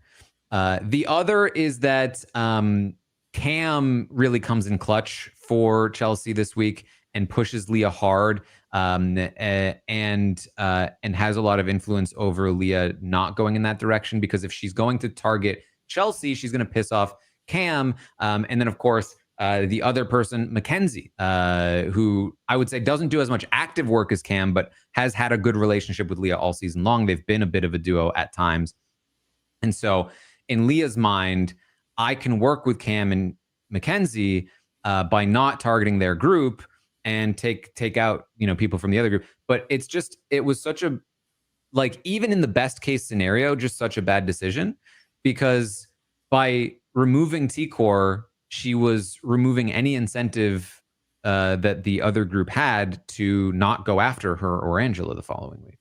And now that was always going to be the situation, but the point was to get both groups attacking each other by campaigning against each other, siding with one of them, ideally the one that is less likely to win competitions, and then be in a better position moving forward. And especially once, you know, if you were able to get Chelsea out, once Chelsea is gone, now all of a sudden your connection to Mackenzie, both Mackenzie and Cam, is going to be a lot better. And you have a chance to side in with them in a spot where you weren't able to when Chelsea was there.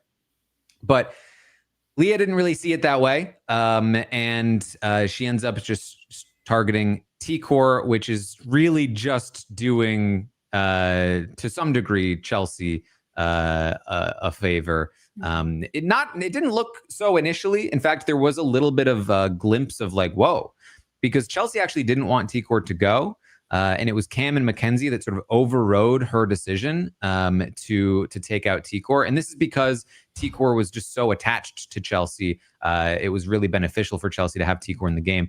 However, from this point forward, despite this being a not optimal result for Chelsea, none of it matters, because this is the point in the season when I say only 2 people won HOHs from here on out, and they were Mackenzie and Chelsea.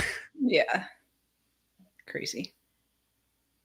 So T-Core is out, an incredibly promising player who just never actualized any of that potential, never locked in any of the power that she had, and is taken out here in a spot where she really even shouldn't have been the target, but ended up being the target anyway. And she didn't campaign or anything, right? Because she didn't want. She didn't want to campaign against Rubina. Right. And so there wasn't a lot of campaigning being done. She did, of course, like talk to Chelsea and stuff, but you know, it just, there was a lot of like weird stuff too, where like she, you know, Rubina was like, I get it, we're your shields. And she was like, you're not my shields. And it was like very funny.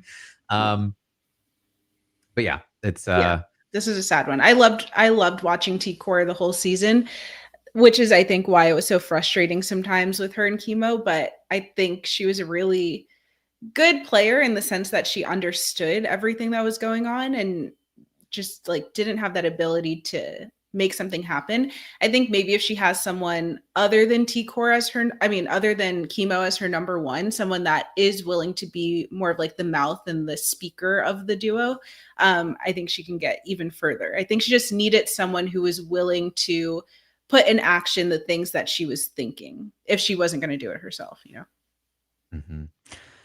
Well, the hope we had for both Mackenzie and Cam dissipates pretty quickly when Mackenzie wins the next HOH. And it becomes clear that the reason they went against Chelsea in the previous week to take out T-Core was because they wanted to be closer to Chelsea themselves. And they were worried that T-Core was potentially in the way of that. And so when Mackenzie wins the next HOH, she nominates Angela and Chemo initially, but is eventually talked into backdooring her next closest ally, Leah. This is like too much of a pattern in this season of putting your closest ally on the block. For what reason? I'm not sure. Well, in this case, it was on purpose. And honestly, like the reason was like nonsense. It was like, well, she once said about you and Matt that she would actually be a better fit for Matt one time in week 2. And then also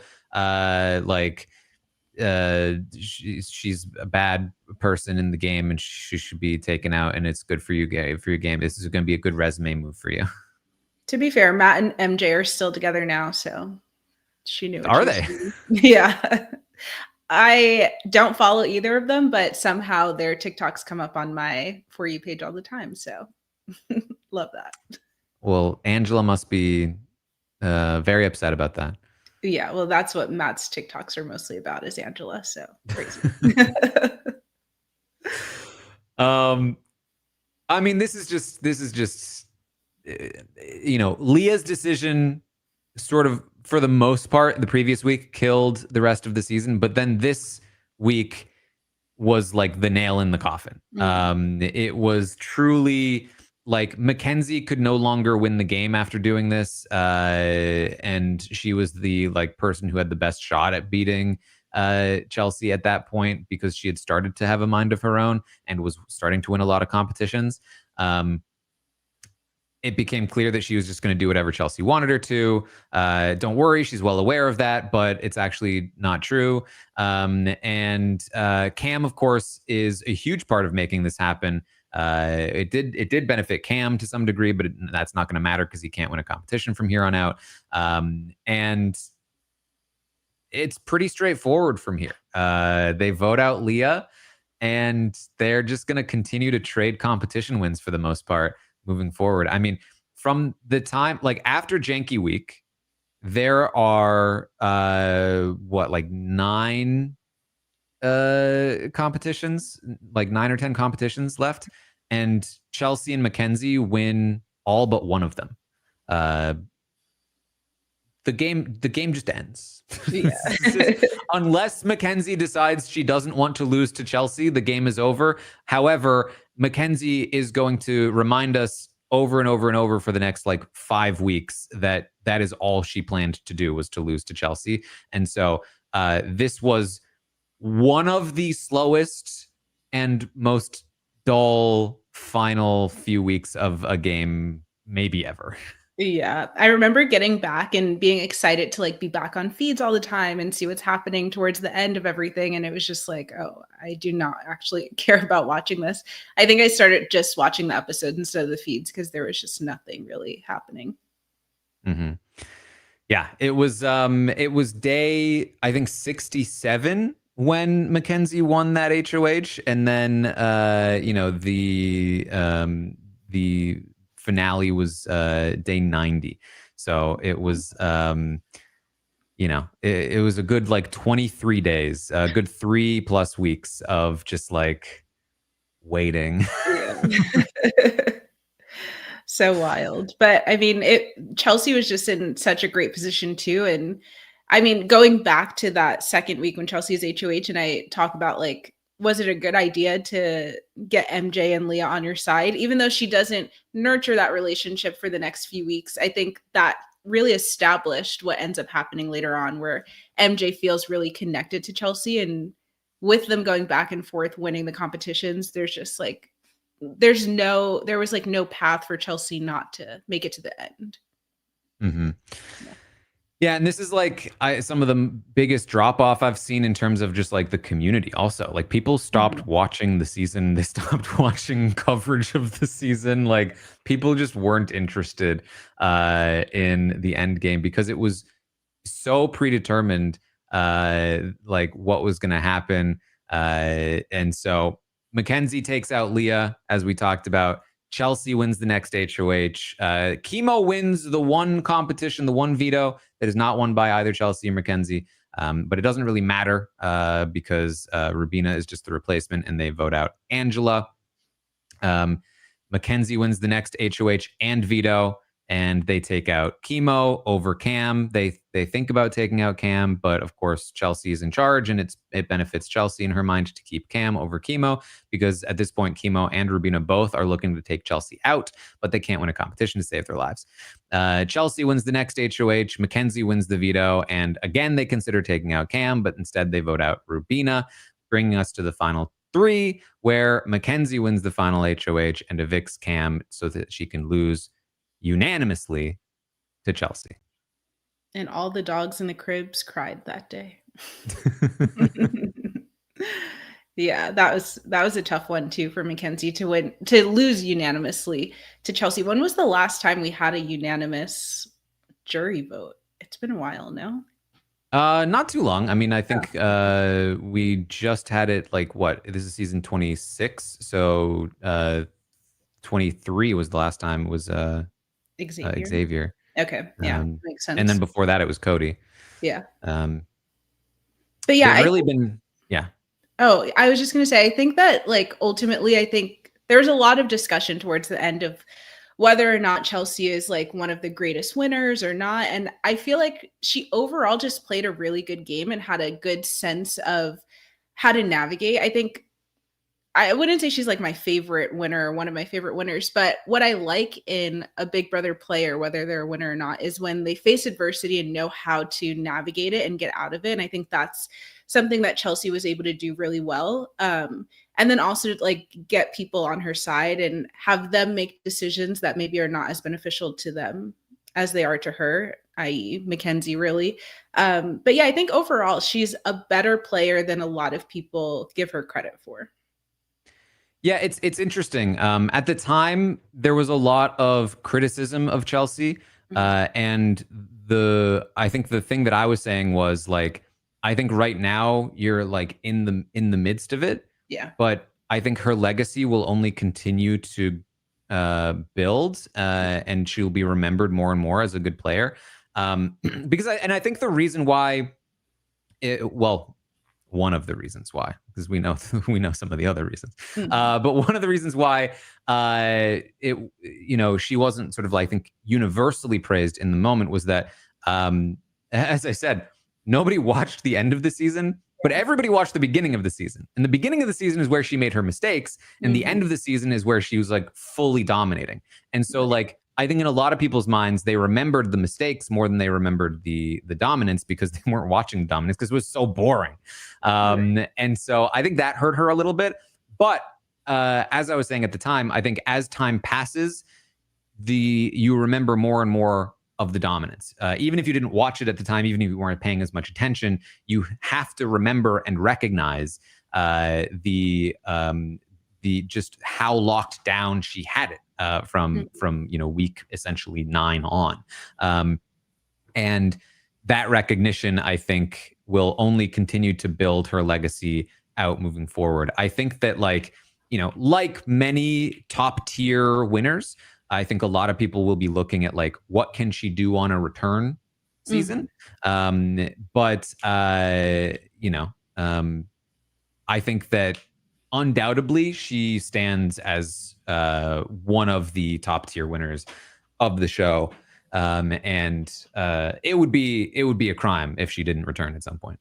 Yeah. I think in a returning season, she probably does really well again because she's might be underestimated because she's not one of the like flashy winners that people feel like had done so much to get to where she was. But if you like watch the nuances of it, she really did. But to your point, maybe like against it too, is that I think what might hurt her legacy is the fact that a lot of people didn't watch the end. So they don't really, at least especially probably the casual viewers, will not even know that like what she did towards the end because they weren't watching it and only remember the beginning. So I'd be interested to like think back on it in like 2 or 3 years, maybe even after this season, and see how people compare it to other winners. But Yeah, yeah, I and would love and to see her come back on another season.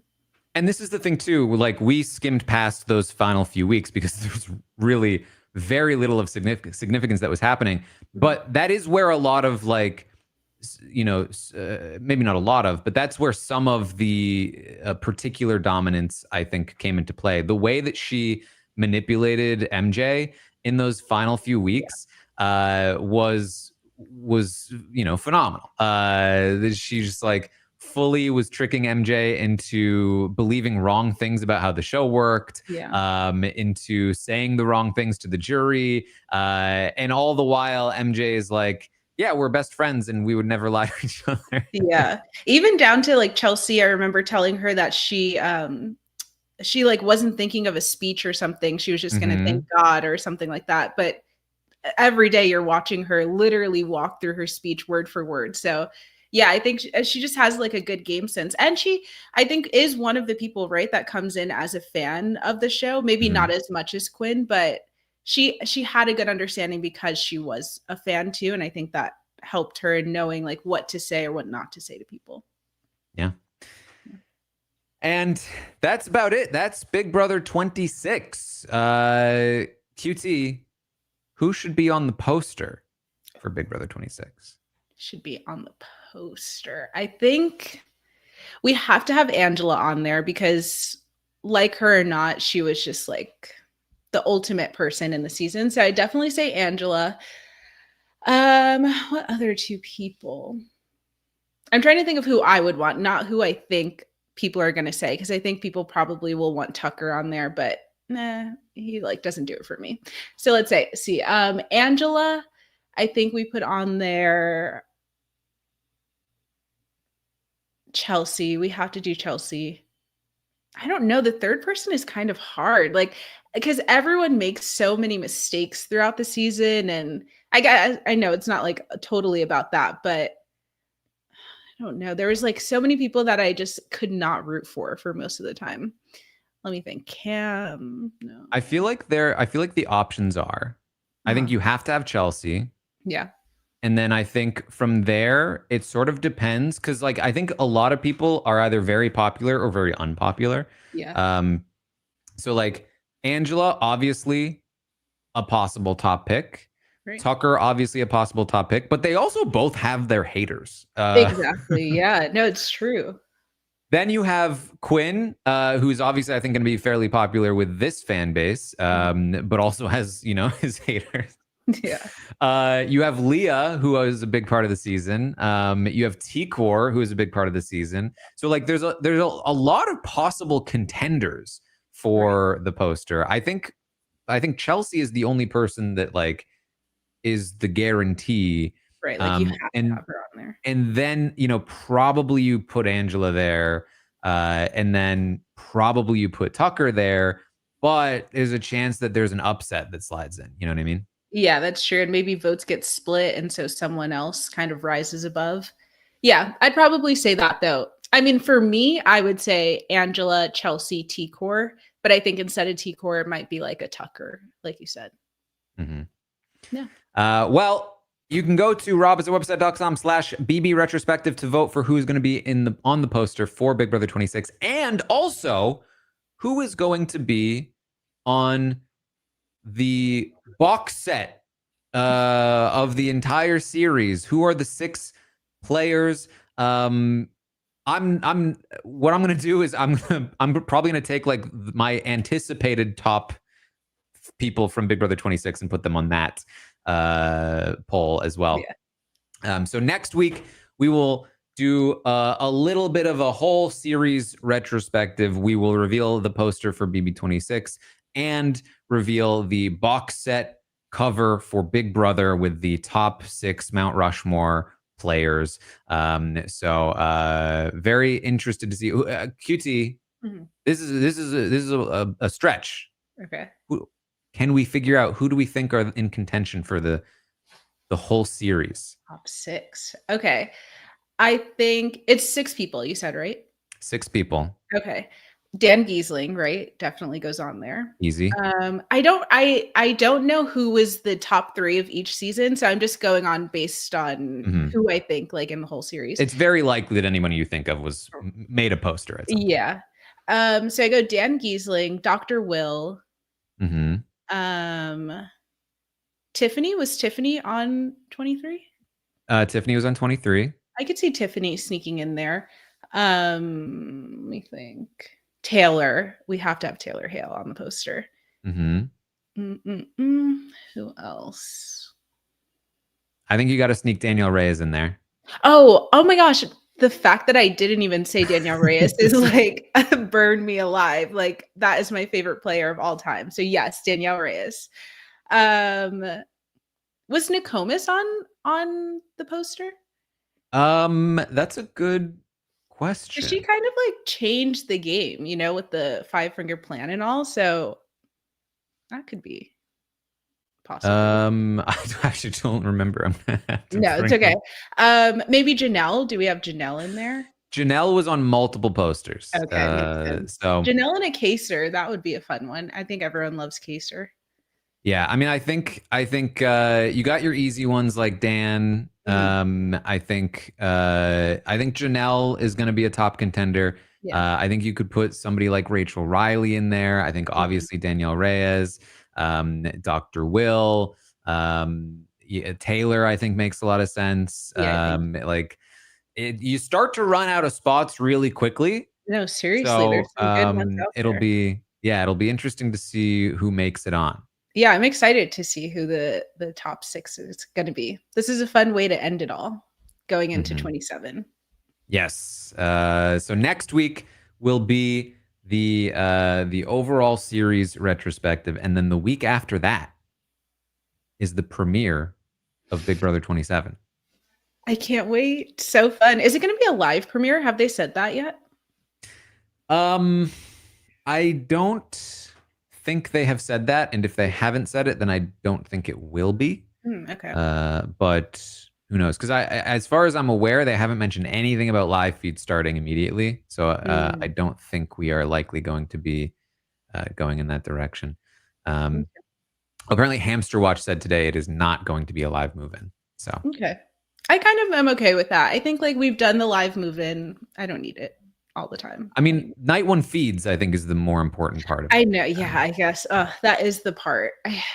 But that first episode is just so hard sometimes when it's live. Like, what am I Um, watching? I don't to be know. fair, the first episode is usually kind of hard regardless. That's true. Yeah, it's just a bunch of intros. So either way.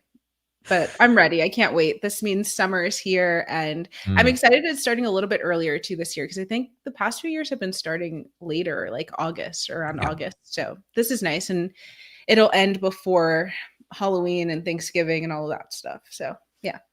Yeah, and I've talked a lot about this. This has been the biggest break in Big Brother seasons, if you count like Canadian seasons, since Mhm. in like over a decade because of Big Brother Canada being in the spring. However, with Big Brother 27, we're gonna have Big Brother 27 kind of like into a Big Brother themed Amazing Race season. Yes. Um, Exciting. into the traders again with some Big Brother players and also some Survivor players and podcasters. Ooh, So I have a um, fun little future.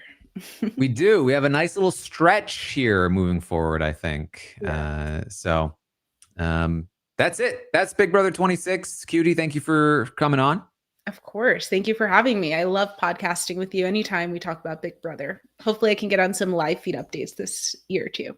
Yes. You can, of course, find me over on YouTube and Twitch. I've been doing some reactions to The Devil's Plan. I just finished my whole season 2 reaction videos over on Patreon because I had to put it there because I'm showing the episode in the reactions, which is very fun, very cool kind of content if you want to check that out.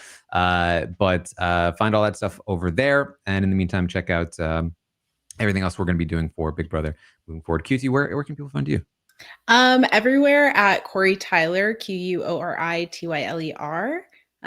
Yeah, I am so interested in watching The Devil's Plan because I've heard you talk about it. I watched some of your reactions to what was the show that just Genius. finished? Genius. Yes, The Genius. This is my first time watching The Genius, and it was very interesting concept. I know people felt like maybe it wasn't like the best representation of it, but I liked it so far, and your reactions were fun to watch. So definitely want to check out The Devil's Plan now. Thank you. Yeah, The Devil's Plan is like The Genius on steroids. And The Genius is like any reality TV show on steroids. So it's Yeah, like doubly. I love it. So fun. But yeah, you can follow me anywhere at Corey Tyler, posting all the content all the time. All right. Well, thank you all again for joining us here today. And I will see all of you next time. This is RHAP. We know reality TV.